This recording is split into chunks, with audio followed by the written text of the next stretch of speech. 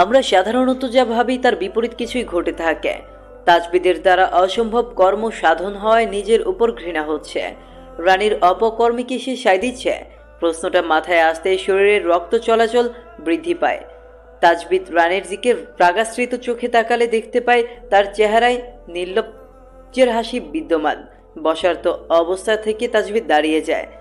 অন্তস্থে সিদ্ধান্ত নেয় আজ নির্লিপ্ততা মেয়েটার কথা সবাইকে বলে দিবে। হিতাহিত বোধশূন্য হয়ে গিয়েছে তাজবিদ। ভুলে যাচ্ছে উঁচু দালানের মালিকানাদের ক্ষমতার দাপট। রানীর দিকে শাসনের স্বরে বলে, তোমাকে পড়ানো সম্ভব নয়। একজন শিক্ষক ছাত্রকে সঠিক পথে আনতে সক্ষম হলেও তোমার ব্যাপারে আমি অক্ষম। আজই রানা ভাইকে তোমার বেহায়াপনা সম্পর্কে অবগত করব। তাজবিদের কঠিন বাক্য রানীর মুখশ্রীর ভাবে পরিবর্তন আনতে পারেনি। সে পূর্বের ভঙ্গিতেই বসে নির্লজ্জের মতো হাসছে। তাজবিদ ভেবেছিল রানী ভয় পাবে এবং ক্ষমা চাইবে নিজের বেহায়াপনার জন্য, কিন্তু তা হলো না। উল্টো তাজবিদকে বিভ্রান্তে ফেলে দেয় সে এবং বলে, বললেই তো হয় এই রানীকে ভালোবেসে ফেলেছেন, তা না বলে বারবার চলে যাবেন বলে ওয়ার্নিং দিচ্ছেন। যাচ্ছেন না তো। আপনি কি জানেন ভালোবাসার মানুষের কাছ থেকে দূরে সরে যাওয়া খুবই কষ্টদায়ক? তাজবিদের চোখ বড় হয়ে যায়, শরীরে অন্যরকম কাঁপুনি অনুভব করে। সে জানে এই কাঁপুনি রাগের জন্য। সদর দরজার দিকে পা বাড়ায় তাজবিদ। একজন শিক্ষক হয়ে নিজের আত্মসম্মান বিসর্জন দিতে সে নারাজ। তখনই রানীর বিদ্রোহের স্বর কানে আসে। দাদা প্রতিদিন আমার ভালোবাসার খবরাখবর নেন, তার সাথে খাতা কলমে কি পড়েছি পর্যবেক্ষণ করেন। যাওয়ার পূর্বে বলে যান খালি খাতা দেখলে কি জবাব দিব, নাকি মিথ্যা বলে দিব যে আপনার চরিত্রে দোষ আছে। আমাদের সমাজের কিছু নারী আছে যারা নিজের দোষ অন্যের উপর আরোপ করে। রানীর কথায় তাজবিদ থমকে দাঁড়ায়। রানীর দিকে ফিরে প্রত্যুত্তরে বলে, কি বলতে চাও তুমি? এই যে মিথ্যা বলায় এই দক্ষ রানী। তাজবিদের নিজের উপর ধিক্কার হচ্ছে। শিক্ষক জীবন অনেক সম্মানের। মধ্যবিত্ত পরিবারে জন্ম হয়েছে। এই জীবনটাকে সে সবচেয়ে উত্তম মনে করেছিল, কিন্তু আজ পদে পদে তাকে অপদস্থ করা হচ্ছে। চোখে আঙুল দিয়ে বুঝিয়ে দেওয়া হচ্ছে তোমার জন্য এই স্থানটা অযোগ্য। তাজবিদ নির্ভয়ে সত্য বলে দেওয়ার জন্য প্রস্তুত করে নিজেকে এবং রানীর উদ্দেশ্যে বলে, তুমি আজ আমার সাথে যা করছো, এমন একদিন আসবে আমার কাছে ক্ষমা চাইতে আসবে, কিন্তু আমি তোমাকে ক্ষমা করব না। কি বলছেন মাস্টার সাহেব? ক্ষমা করবেন কেন? আপনি তো আমাকে ভালোবাসবেন, এই রানীকে মনের রানী করে রাখবেন। জীবনে কিছু কাটা চাইলেও গলা থেকে বের করা যায় না, আবার গলাধকরণও করা যায় না। রানী ঠিক তেমন। সে যেভাবে নিজের জালে ফাঁসিয়েছে তাজবিদকে, তাজবিদ চাইলেও দোল চক্কর হতে বের হতে পারছে না। মনের আক্রোশ মনেই রেখে পড়াতে বসে তাজবিদ। ত্রিকোণমিতির সবচেয়ে কঠিন অঙ্কটা বোঝাতে গিয়ে সে অনুভব করে তার পুরো পেন্টের অভ্যন্তরে কিছু একটা প্রবেশ করছে। নিচের দিকে তাকিয়ে দেখতে পায় রানীর পায়ের অগ্রভাগ তাজবিদের প্যান্টের ভিতর প্রবেশ করছে। তাজবিদ একজন পুরুষ মানুষ হয়েও আজ নারীদের ন্যায় অসহায়। লজ্জাজনক বিষয় হলেও সত্যি, তাজবিদ পুরুষ হয়েও ইফটিজিং এর শিকার হচ্ছে প্রতিনিয়ত। রানীর আমূল বিষক্রিয়া তাজবিদের শরীরের অন্তরে যন্ত্রণার কারণ হচ্ছে। তাজবিদ রানীর দিকে দৃষ্টিপাত করে দেখে মেয়েটা এখনো নির্লজ্জের মতো হাসছে। হাতের বন্ধনীতে নজর দেয় তাজবিদ। আর 15 মিনিটে বাকি। আজ সে পড়াতে পারবে না। কেন যেন কান্না আসছে। হাত দুটো কঠিন সুতোয় বাঁধা যেন। তার ইচ্ছে করছে সব ফেলে ছুটে পালিয়ে যেতে দূর অজানায়। রজনীর প্রথম ভাগে তাজবিদের জীবনে সেরা আনন্দের বার্তা নিয়ে এসেছে। কিছুক্ষণ পূর্বেই আকরাম আনন্দের বার্তা নিয়ে আসে। তাজবিদ তৎক্ষণাৎ রওনা হয়। বাজারে যে দোকানের জন্য তাজবিদ অগ্রধাবন করছিল সেই দোকান আজ পেয়েছে সে।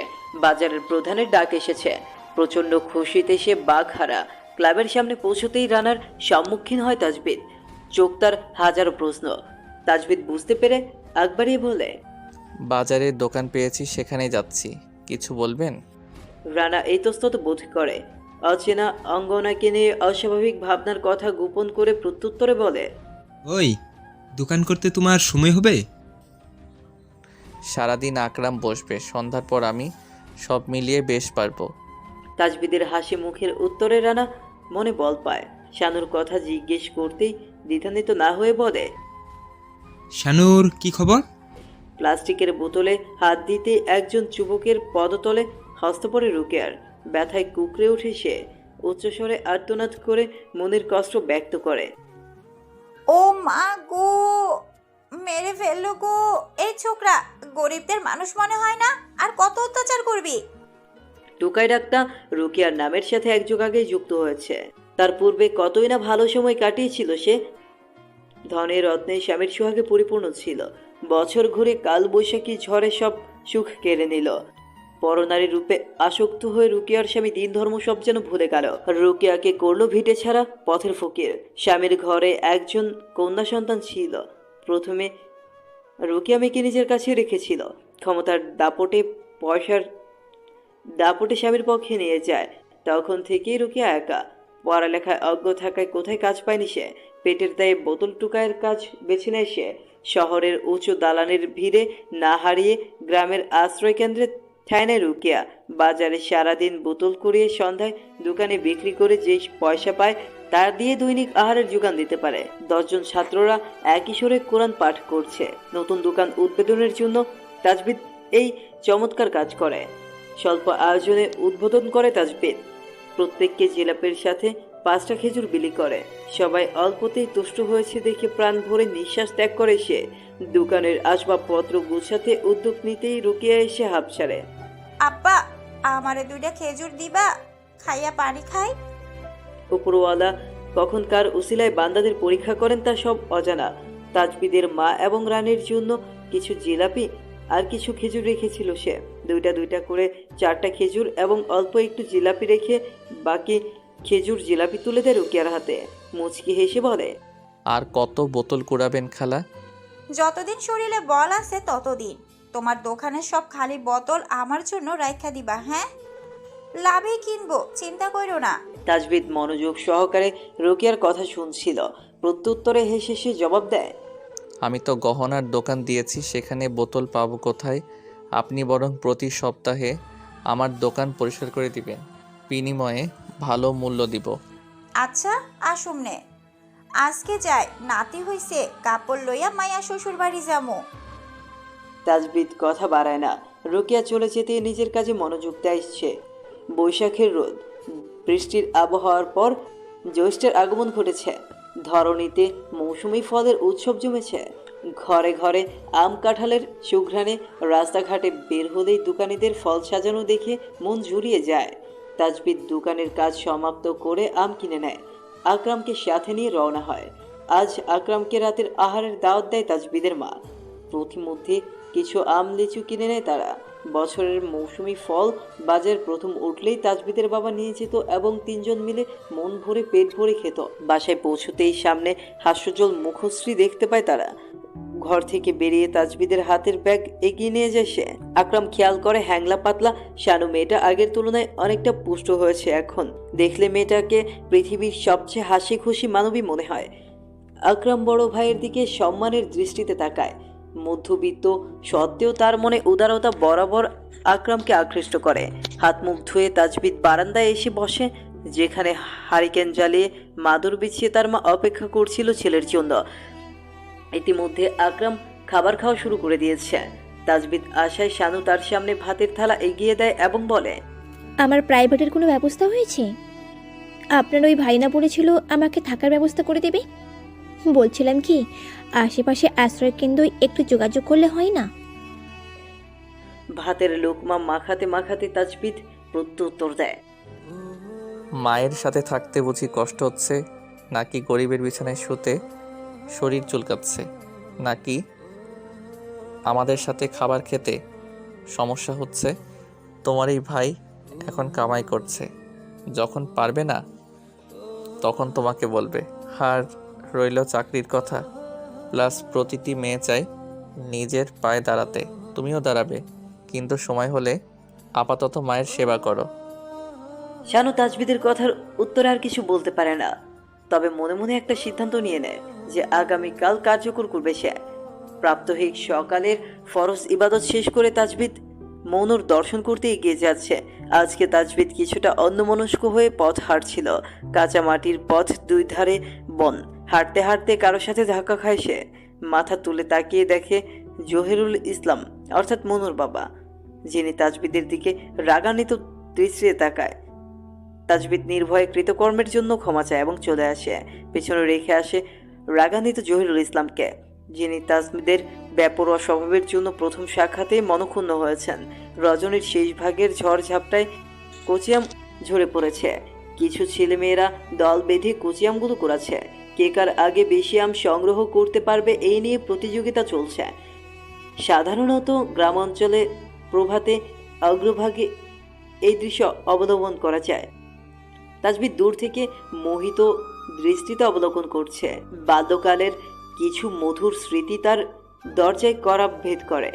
সেকালে ধরণীর বুকে রোদের উত্তাপে ক্ষিপ্র জগৎবাসী। উত্তপ্ত বায়ুর ফলে তারা গ্রামবাসীরা অধিকাংশ সময় গাছের ছায় আরাম করে। আকাশ ফেটে রোদের তীব্রতা যখন প্রকাশ পাচ্ছিল, তখন অন্যদিকে উত্তপ্ত রোদের বাতাসে মৌসুমি ফলের অপরিপক্ক ফল ঝরে ঝরে পড়ছিল। তাজবিদের বয়স তখন 7 থেকে 8 বছর।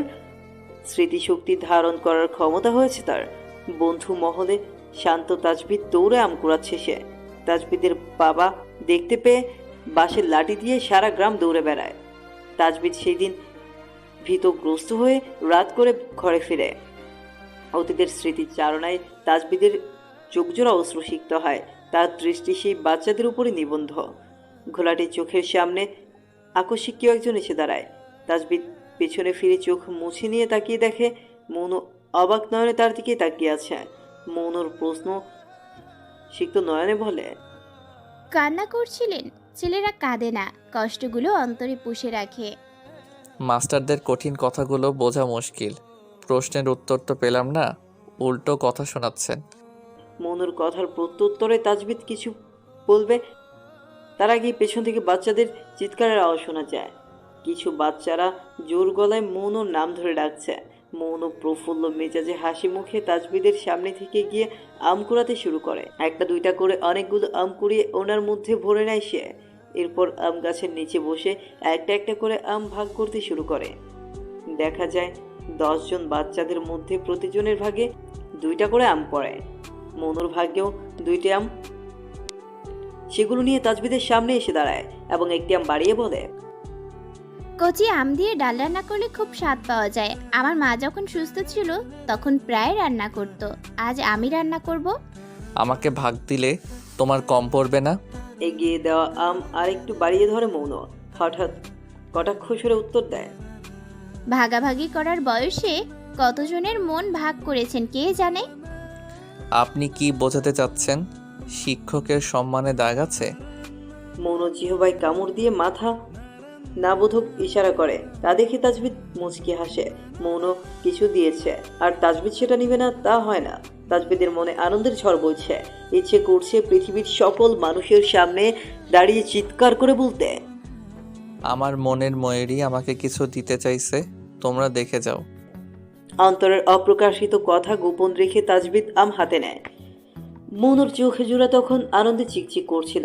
তাজবিদ আর চোখে সবটাই অবলোকন করে নেয়। মধ্যাহ্নের সময় আসমানে সাদা মেঘের ভেলা খেলা করছে আর পৃথিবীর বুকে ঝড়রা তাণ্ডব চালাচ্ছে।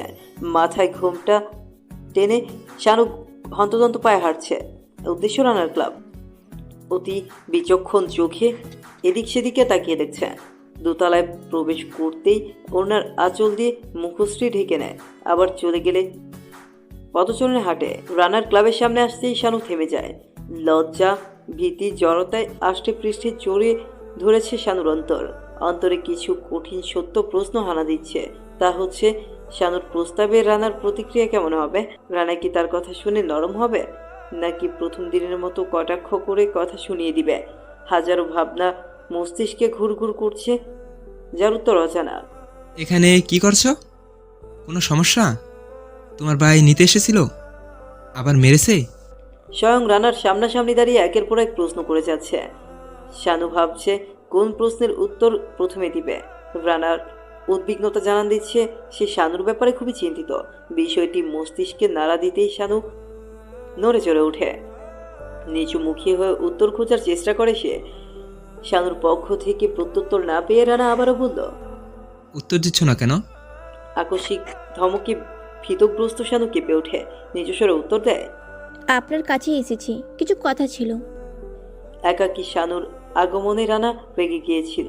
রানার ধারণা শানুর একাকী চলাফেরা অনুচিত, লোক সমাজের নজর তার উপর পড়বে, এতে শানুর সমস্যা হবে। একজন পুরুষের রাগ পানি করতে মেয়েদের একটি ইশারাই যথেষ্ট। শানুর বলা দুই বাক্য রানার মনকে মোমের ন্যায় নরম করে ফেলে। রানা বিনা বাক্যে ইশারায় শানুকে নিজের পিছনে আসতে বলে, হাঁটা ধরে। বাজারে কয়েকটি নতুন দোকান বসেছে, তার মধ্যে একটি হলো লাইব্রেরি। এলাকার কিছু ছেলেরা মিলে বইয়ের দোকান দিয়েছে। রানা শানুকে নিয়ে সেই দোকানে প্রবেশ করে। লোকেরা চেয়ারম্যানের নাতিকে দেখে সালাম জানায়।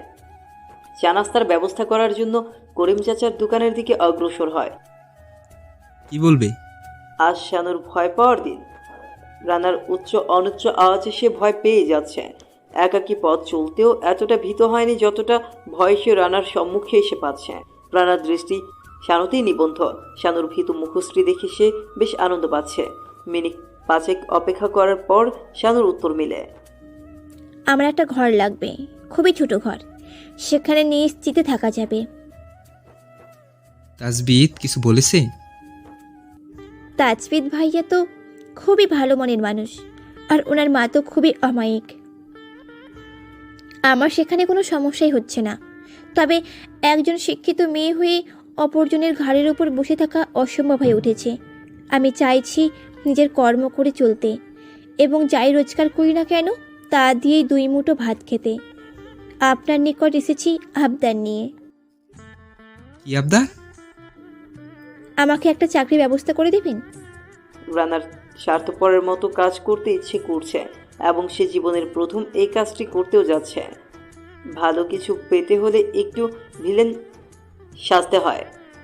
শানুর কথার প্রত্যুত্তরে সে মুখ ফুটে বলে, মানলাম তুমি কর্মজীবী মানুষ, তুমি শিক্ষিত মানুষ, তুমি একজন অসাধারণ রমণী, মানলাম তুমি একজন আত্মসম্মানবোধ নারী। তবে আমার কাজের বিনিময়ে কিছু চাওয়া পাওয়া আছে। শানু কিছুটা ভয় পায় এই ভেবে, রানা যদি তার সাধ্যের বাইরে কিছু চেয়ে বসে তবে কি সে দিতে পারবে? কাপা কাপা স্বরে সে বলে। কি চান? প্রত্যুত্তরে রানা হেসে বলে, শুধুই তোমাকে। অবাস্তবিক কথা শুনে শানুর মন প্রাণে ভয়ের পাশাপাশি সংশয় তৈরি হচ্ছে। অবিশ্বাসের দৃষ্টিতে সে তাকিয়ে আছে সম্মুখে বসে থাকা রানার পানে, যে এখনো অপেক্ষায় আছে শানুর উত্তরের আশায়। ভালোবাসা নামক অনুভূতির সাথে শানু পূর্ব পরিচিত, কিন্তু রানা সে কিভাবে শানুকে ভালোবাসতে পারে? শানু সংকোচের সহিত প্রশ্ন করে, একজন বিধবার উপর করুণা করছেন? ভালোবাসি। শানু বসা থেকে উঠে দাঁড়ায়, রানার দিকে তাচ্ছিল্যের হাসি ছুড়ে দিয়ে বলে, দায়িত্বের ভারে ভালোবাসা তুচ্ছ, সময়ের পরিবর্তনে সব ভুলে যাবেন, তখনই আমাকেও অপছন্দের তালিকায় রাখবেন। আসছি, আমার কাজ চাই না। শানু দোকান থেকে বের হতে নিলে রানা উচ্চ আওয়াজে প্রশ্ন করে, আমার ভালোবাসা কি ঠুনকু মনে হচ্ছে? শানু দাঁড়িয়ে নির্লিপ্তে প্রত্যুত্তর বলে, ভালোবাসা কারে কয়? অভাগীর কপালে কিচ্ছুটি কি রয়? মিছে অনুভূতি মনে না পুষে সঠিক মানুষকে খুঁজুন মন দিয়ে। শানু পিছনে ফিরে তাকায় না। যদি একটিবার তাকিয়ে থাকতো তো রানার হাস্যোজ্জ্বল মুখশ্রী দেখতে পেত। কোকাকোলা হাতে নিয়ে লাইব্রেরির দোকানে প্রবেশ করে রানা হাস্যোজ্জ্বল মুখশ্রী দেখতে পায়। কাজের চাপে ক্ষমতার দাপটে রানাকে মানুষ খুবই কম কাছ থেকে দেখেছে। সাধারণভাবে একজন মেয়ের সান্নিধ্যে এসে ব্যাপারটা আশ্চর্যজনক বটে। দোকানদার অবাক হয়েছে রানাকে হাসতে দেখে, চাপা স্বরে জিজ্ঞেস করে, ভাবি কি রাগ করে চলে গেছে? চকিতে তাকায় রানা। তা দেখি দোকানদার কিছুটা ভীতু হলেও প্রকাশ করে না। দাঁড়িয়ে সে দোকানদারের কাঁধে হাত দিয়ে বলে, আমাকে দেখে কি দেবদাস উপাধি দেওয়া যাবে? দোকানদারের মনের সংশয় কিছুটা কমে আসে। রানার মাথা গোড়া থেকে পায়ের পাতা পর্যন্ত দৃষ্টি বুলিয়ে উত্তর দেয়, বড় ভাইকে কি আর যা তা বলা যায়? তবে খুব শীঘ্রই ভাই যে মাতাল প্রেমিক হবে তা নিশ্চিত দিতে পারছি। রানার চোখ চিকচিক করছে। তার টার্গেট এখন শানু, যাকে সে হাসিল করেই সারবে। মানিব্যাগ থেকে 1000 টাকার চকচকে 3টা নোট বের করে দোকানদারের হাতে গুঁজে দিয়ে এছাড়াই কিছু বোঝায়। এরপর চোখে সানগ্লাস লাগিয়ে নিজ গন্তব্যের দিকে অগ্রসর হয়। বাঙালি মানে নতুন আকর্ষণ। সাম্প্রতিক বাজারে দোকান খোলায় যথেষ্ট ভিড়। মেয়েদের গহনাদের দোকান বলে পুরুষ সংখ্যার তুলনায় মেয়েদের সংখ্যায় ব্যাপক। আকরাম একা হাতে সামলাতে হিমশিম খাচ্ছে।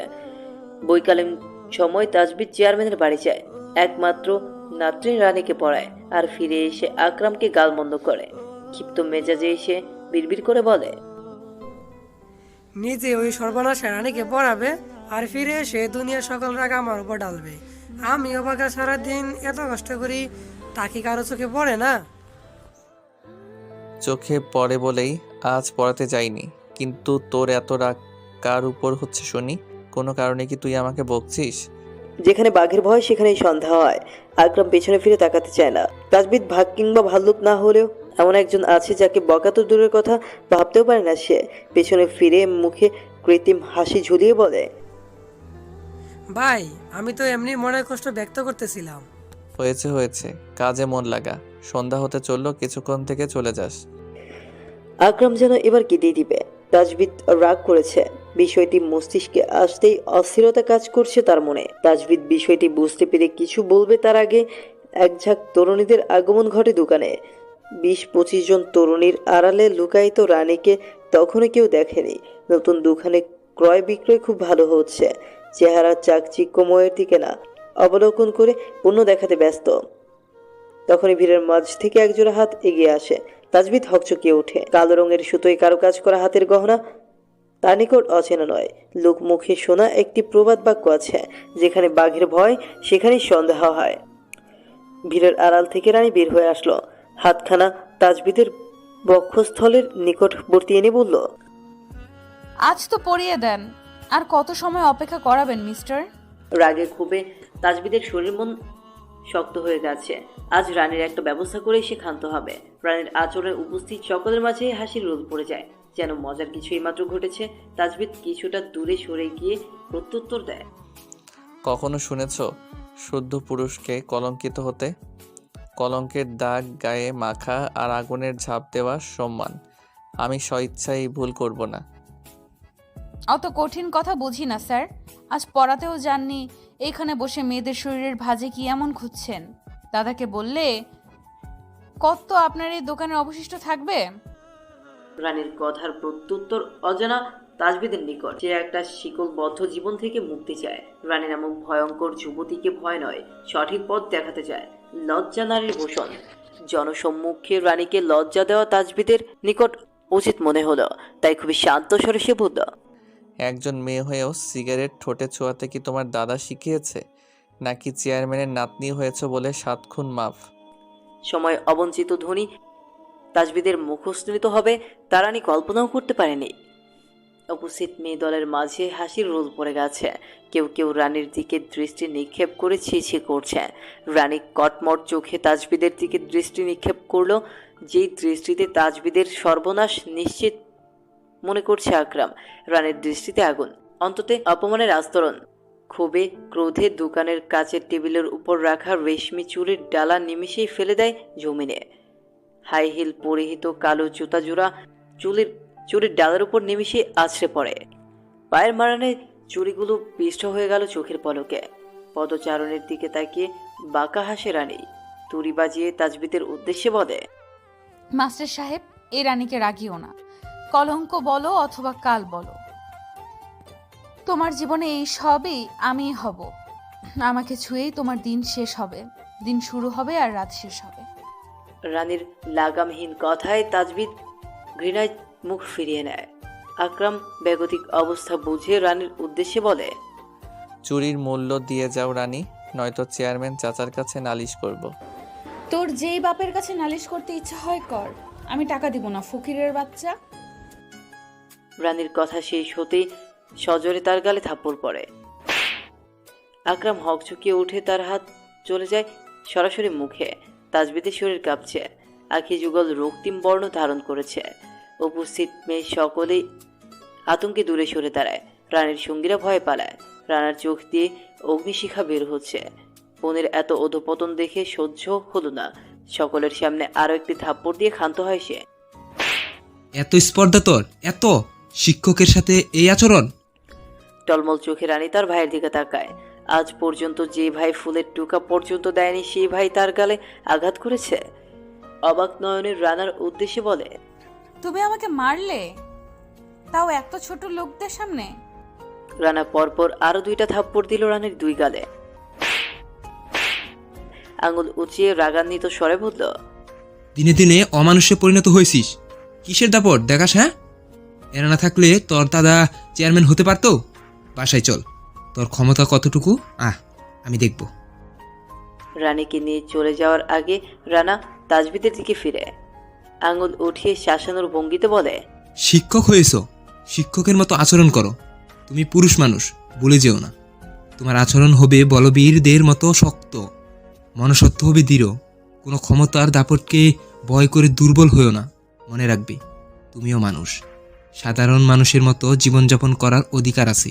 রানা চলে যেতেই তাজবিদ ফোঁস করে নিঃশ্বাস ত্যাগ করে জমিনে বিছিয়ে থাকা ভাঙা চুরির অংশগুলোর উপর নজর দেয়। আজ রানীর জন্য অনেক টাকা লোকসান হয়েছে তার। এমনিতেই নতুন দোকান, তার উপর এত বড় লোকসান কিভাবে সামলে নিবে? তাজবিদ হাঁটু গেড়ে বসে ভাঙা কাচের চুড়িগুলো তুলছে।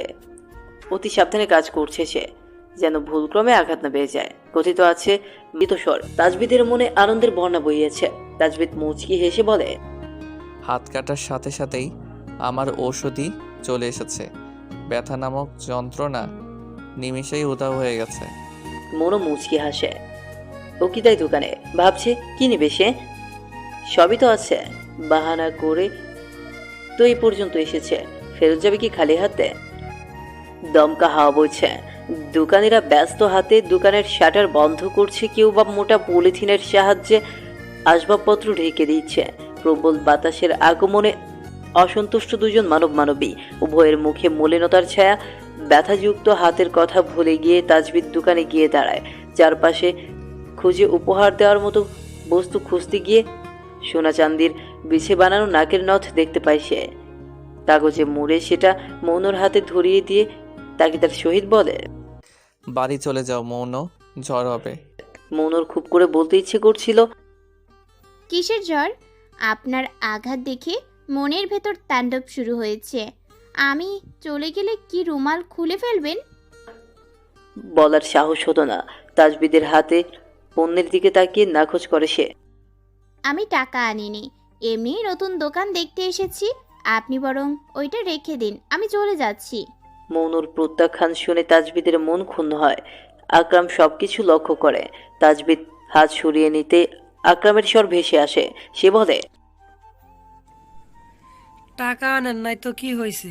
এগুলো নিলে টাকা দিতে হবে না। মালপত্র কেনার সময় এই পণ্য ফিতে পাইছি। তাছাড়া ভাই ভালোবাসা দিতেছে, নিয়ে নেন ভাবি।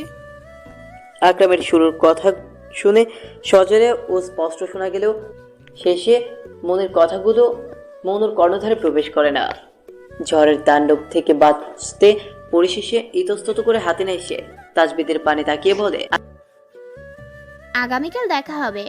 আকরামের কান এদিকে এগিয়ে আড়ি পেতে শোনার বৃথা চেষ্টা করছে। তা দেখে তাজবিদ শক্ত চাহনি নিক্ষেপ করে। তাতে আকরাম ভয় পায়। আরেক কদম এগিয়ে আসে সে। তাজবিদ চোখ রাঙালে পানির বাহানায় সে দোকান থেকে বের হয়ে আসে। এদিকে তাজবিদের জবাবের আশায় অস্থির প্রায় মৌন। তাজবিদ অস্থির নিঃশ্বাস ত্যাগ করে প্রত্যুত্তরে বলে, দেখা করাটা কি খুবই প্রয়োজন? আগামীকাল দেখা হবে। মৌনের লাজরাঙা উত্তর। তবে তাই হোক, অপেক্ষা করব। আনন্দ চিত্তে মৌন বাদলা দিনে নিড়ে ফিরে যায়। তাজবিদ হাতের আঘাতের স্থানে তাকিয়ে সেখানে ঠোঁট ছুঁয়ে বলে, আমার সুখ তারা। শানুর আধার জীবনে আলো এসেও ধপ করে নিভে যায়। এই জন্যই শানুর ভাবি তাকে অপয়া অদক্ষী বলে সম্বোধন করত। শানু দেয়ালে বসে গালে হাত দিয়ে আকাশের দিকে তাকিয়ে শত অভিমান জানান দিচ্ছে প্রভুর কাছে। নিজের ভাগ্য নিয়ে আফসোস হচ্ছে শানুর। শানুর প্রিয় মানুষটার কথা বেশ মনে পড়ছে।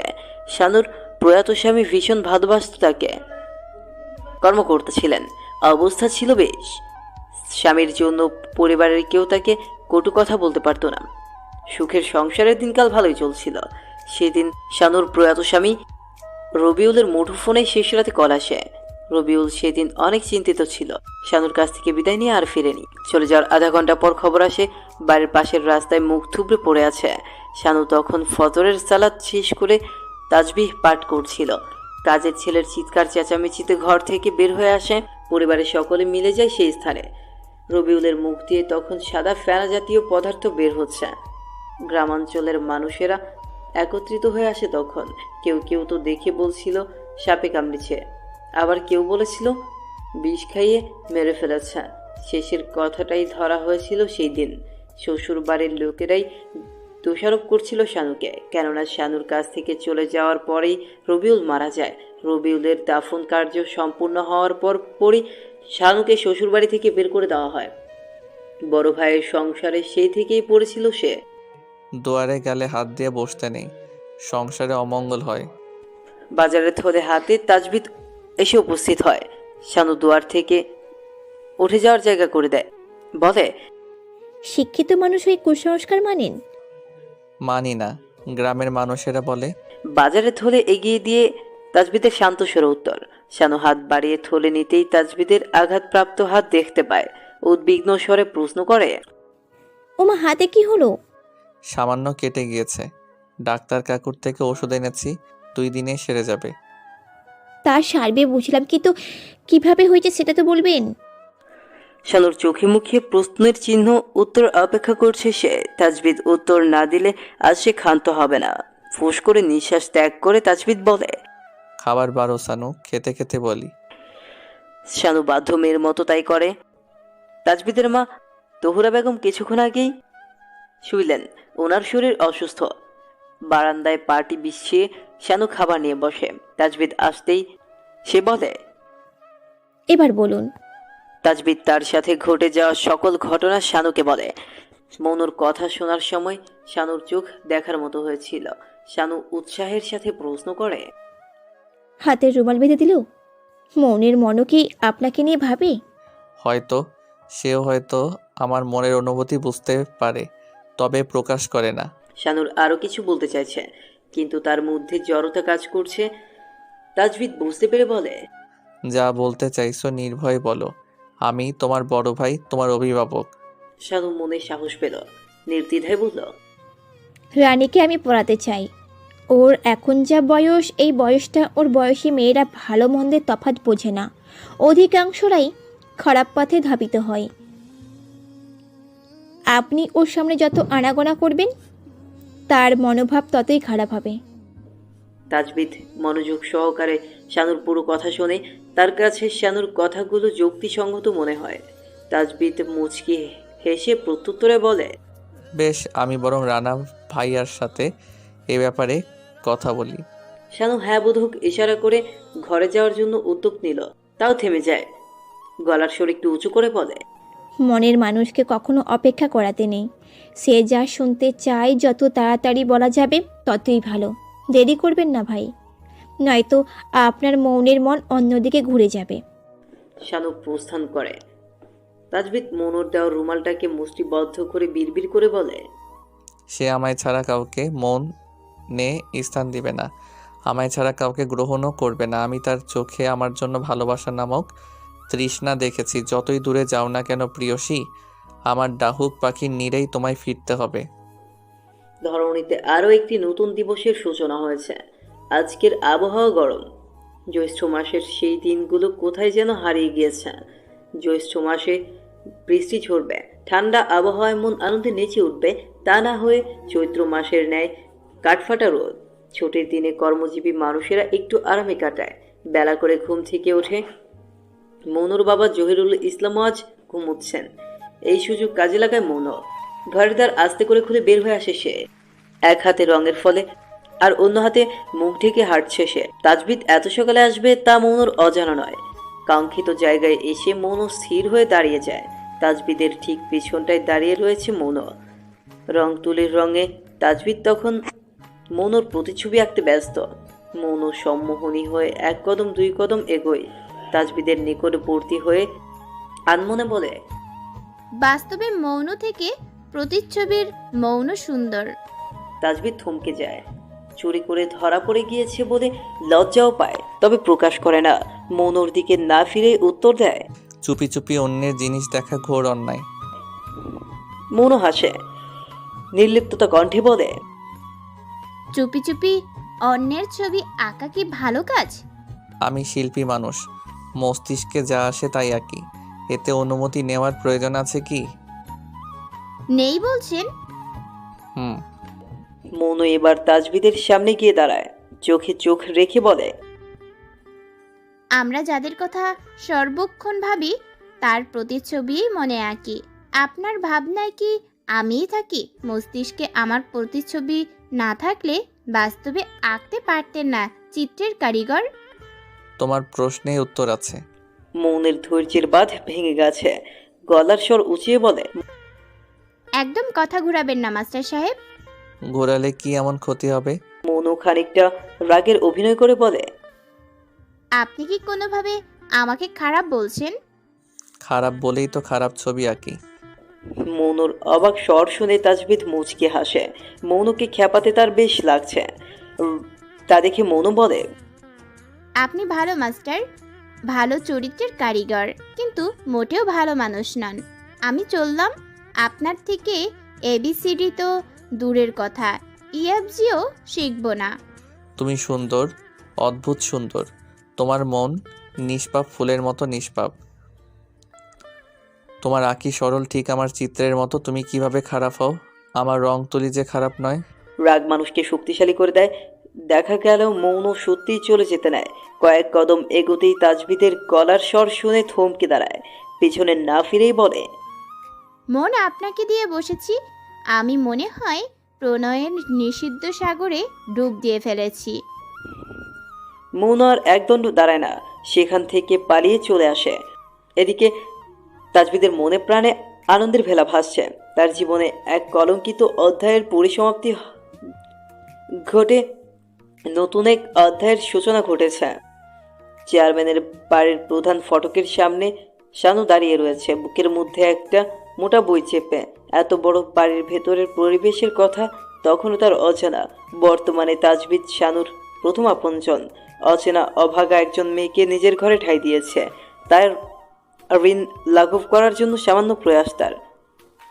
বড় নিঃশ্বাস ত্যাগ করে পা বাড়ায় সামনে। চেয়ারম্যান বাড়িতে আজ সবাই ব্যস্ত, সময় পার করছে।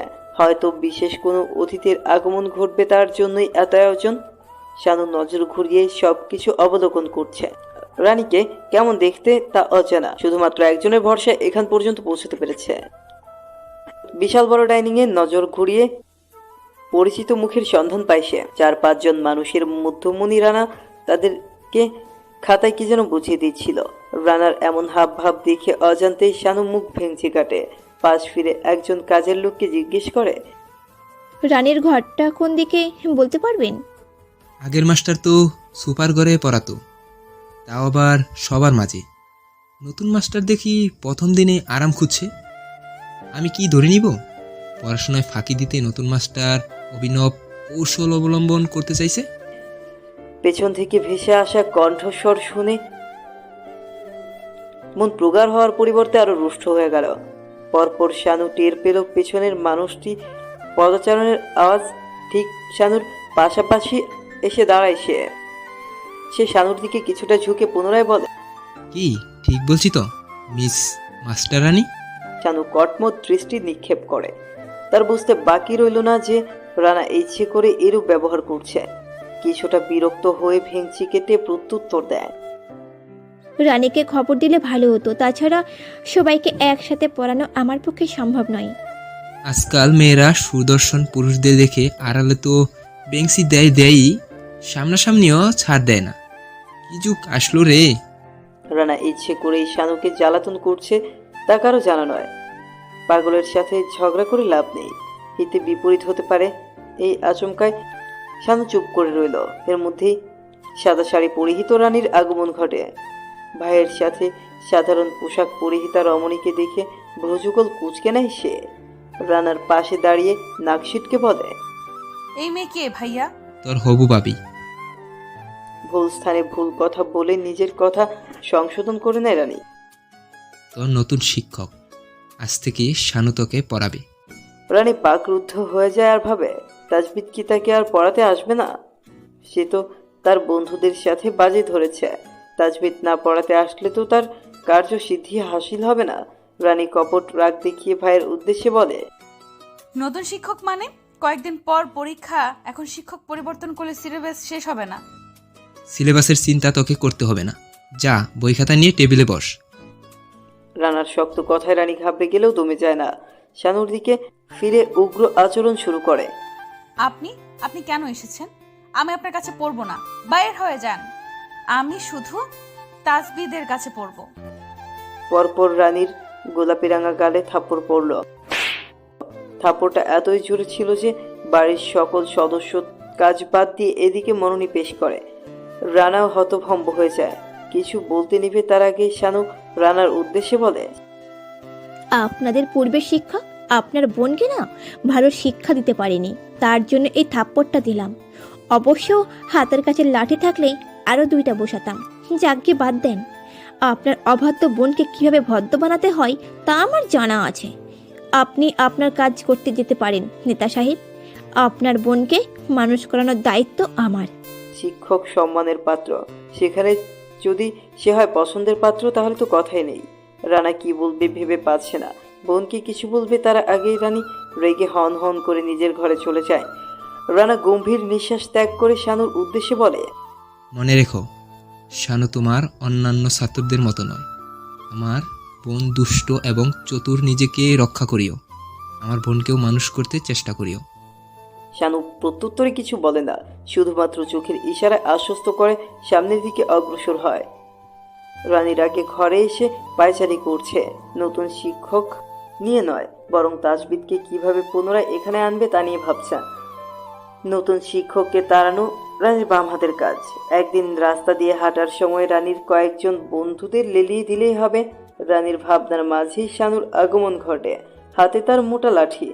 রানীর মাথা থেকে পা পর্যন্ত একবার চোখ ঘুরিয়ে ধমকের গলায় বলে, আমি কোনো পুরুষ নই যে এমন অশালীন পোশাক পরে থাকবে। যাও, পোশাক পরিবর্তন করে আসো। আর অবশ্যই শালীন পোশাক পরতে নয় তো এই বেতের বাড়ি পিঠে পড়বে। শানুর ধমকে রানী ভয় পেয়ে যায়। তখনকার থাপ্পড়ের কথা স্মরণে আসতেই আলমারি খুলে পোশাক নিয়ে পরিবর্তন করতে চলে যায়। এদিকে শানু হাঁপ ছেড়ে বাঁচে।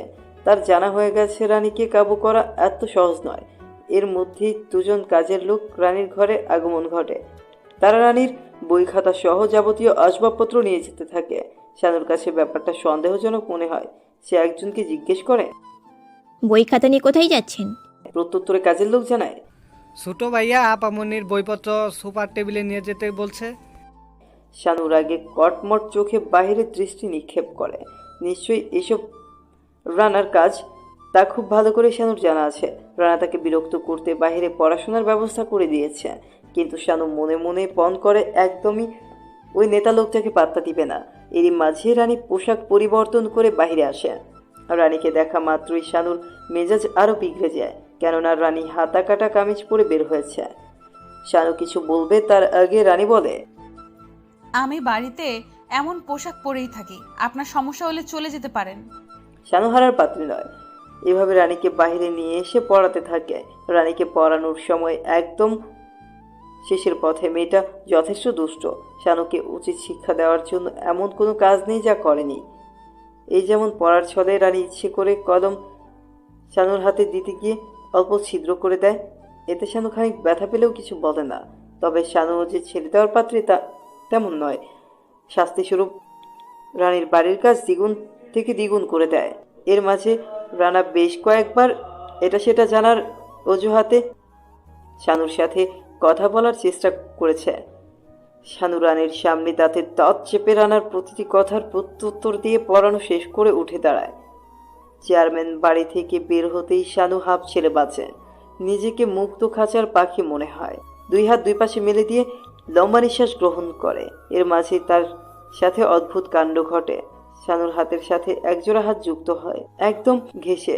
পরপর শানুর কানে মাতালসর ভেসে আসে, টাইটানিক সিনেমার নায়ক নায়িকার বদলে আমার থাকলে ভালো হতো। কি বলো শানু? শানু থমকায়, কিছুটা চমকে দূরে সরে বলে, অসম্ভব। আজ কোনো রং তুলে নয়, নয় কোনো ক্যানভাসের খুঁটি। তাজবিদ মৌনের অপেক্ষা করছে, সময় যেন ফুরাচ্ছেই না। হাতের বন্ধনীতে বারবার দৃষ্টি আটকে যাচ্ছে তার। অবশেষে তাজবিদের অপেক্ষার অবসান ঘটে। মাথায় লম্বা ঘোমটা টেনে এদিক সেদিকে পর্যবেক্ষণ করে হেঁটে আসছে। মনুকে দেখে তাজবিদের হৃৎপিণ্ড জুড়ে জুড়ে লাফাচ্ছে। ঘুমটা টেনে আশায় তাকে স্নিগ্ধ অপরূপা দেখাচ্ছে। তাজবিদ বসা থেকে দাঁড়িয়ে মনুকে দেখছে।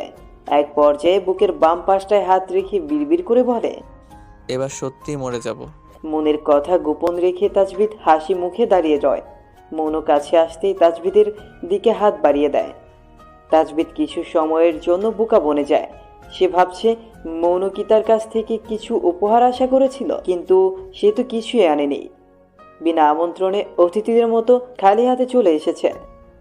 তাজবিদের ভাবনার মাঝে মনু চিন্তিত স্বরে বলে, হাতটা দেখি, অনেক কেটেছে। ব্যথা আছে? ওষুধ খেয়েছিলেন? মনুর হাজারটা প্রশ্নের একটা উত্তর দেয় তাজবিদ। সামান্য কেটেছে, ব্যথা নাই। তাজবিদ মনু দুজনেই নীরব। তাদের দৃষ্টি অদূরে দাঁড়িয়ে থাকা সাদা বক্তার উপর। নিঃশব্দ শিকারের উপর পা ফেলছে। একটা সময় শিকারি পালিয়ে গেলে বকও অন্যদিকে উড়ে যায়। মানব জাতির মধ্যে এমন কিছু স্বার্থপর মানুষ রয়েছে যারা প্রয়োজনে কাছে আসে, কিন্তু প্রয়োজন ফুরিয়ে গেলে দূরে চলে যায়। তাজবিদ মৌনতা ভেঙে বলে, আজ খালি হাতে আসলে যে? কিছু আনার কথা ছিল। যে অজুহাতে আমার সাথে দেখা করো সেটার কথা কিভাবে ভুলে গেলে? মৌন খানিকটা লজ্জা পেল। সত্যিই তো রং তুলি ক্যানভাস শুধু তার বাহানা মাত্র। তাজবিদের পাশে থাকতে তার বেশ ভালো লাগে। আজ তো কিছু শিখতে আসিনি, ওইদিকে যাচ্ছিলাম, পথে আপনার সাথে দেখা, তাই। মৌনুর উত্তরে তাজবিদ নিঃশব্দে হেসে ফেলে। মনে যা আছে তা বলে দেওয়াই উত্তম। আমি তোমাকে পছন্দ করি। মাকে আজই তোমার বাবার কাছে পাঠাবো। আলতা, চুড়ি, গহনা, শাড়ি কিছুই পরতে হবে না। তুমি যেমন আছো সেইভাবেই আমি গ্রহণ করে নিব। মৌনু যেন স্বপ্ন দেখছে। অদূরে চলে যাওয়া তাজবিদের দিকে দৃষ্টি ফেলতেই সারা শরীরে শিহরণ বয়ে যায়। বক্ষস্থলের বাম পাশটায় হাত রেখে বিড়বিড় করে বলে, আমি কি স্বপ্ন দেখছি? দুই হাতে বাজারের ব্যাগ নিয়ে শানু বাড়ির পথে ফিরে যাচ্ছে। মাথার উপরে সূর্য ঘাপটি দিয়ে বসে আছে। তৃষ্ণায় ক্লান্তিতে শানুর চোখ বুজে আসছে। কয়েক মাস যাবৎ শানু একাকী থাকে। তহুরা বেগম এতে অনেক রাগ করেছিলেন। শানু এটা সেটা বুঝিয়ে শুনিয়ে চলে এসেছে। রানীদের স্কুলের পাশে দুইটা ঘর নিয়ে থাকে শানু। দুই বেলায় 10 জন করে পড়িয়ে পেট চালাচ্ছে সে। সব কিছুর ব্যবস্থা রানা করে দিয়েছে। শানু অনেকবার মানা করলেও রানা শোনেনি। উল্টো চোখ রাঙিয়ে বলেছে, আমার কাজে বাধা দিও না শানু। তোমার চোখের অস্বস্তি আমাকে শান্তি দেয় না। পরের ঘাড়ে চেপে না থাকার আফসোস আমার চোখে পড়েছে। এই উপকারটা তুমি তুলে রাখো, কোনো একদিন শোধ করে দিও। শানু অনেক ভেবে চিন্তেই রানার কথা মেনে নেয়। একাকী সংসারে ভালোই আছে সে। রানার প্রতি আলাদা টান অনুভব করে শানু। আধার ভরা জীবনের এক টুকরো আলো হয়ে তার জীবনে এসেছে রানা। মাঝে মাঝে রানা প্রস্তাব গ্রহণ করে তার মনে রানী হতে ইচ্ছে করে। পরক্ষণে নিজের পুরা কপালের কথা মনে পড়ায় ইচ্ছেকে দমিয়ে রাখে। আমাদের সমাজের কিছু শ্রেণীর মানুষের কথা কানে না নিলে গায়ে লেগে যায়। মনের অভ্যন্তরে দুঃখের দাগ কেটে যায়। প্রতিবেশীদের কথায় শানু নিজেকেই দোষী মনে করে। সমাজের কুসংস্কার ডাক অলক্ষী মেরুপেই নিজেকে ভাবে। বাড়ির কাছাকাছি আসতেই শানুর স্তব্ধ মনে দাঁড়িয়ে যায়। অনেকদিন পর আপনজনদের দেখে চোখ ভিজে আসে তার। যতই ঘরে ঠাঁই না দিক, একই মায়ের সন্তান তো। শানুকে কোলে পিঠে করে মানুষ করেছে সে। শানুর বড় ভাই কামাল মিয়া কোনো এক বিশেষ কাজে তার স্ত্রী খাদিজা বেগমকে নিয়ে এদিকে আসছে।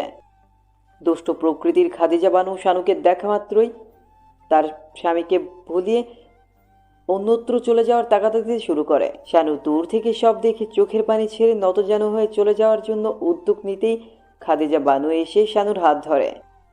শানু কিছুটা ভীত সন্তুষ্ট হয়ে এদিক ওদিক তাকায় সাহায্যের জন্য। খাদিজা বানু লক্ষ্য করে তার রোগা পাতলা ননদের শরীর আগের তুলনায় হৃষ্টপুষ্ট হয়েছে। গাল দুটো ফুলে যাওয়ায় চেহারার সৌন্দর্য আরো বৃদ্ধি পেয়েছে। শানুকে দেখে খাদিজার বরাবরের মতোই হিংসা হয়।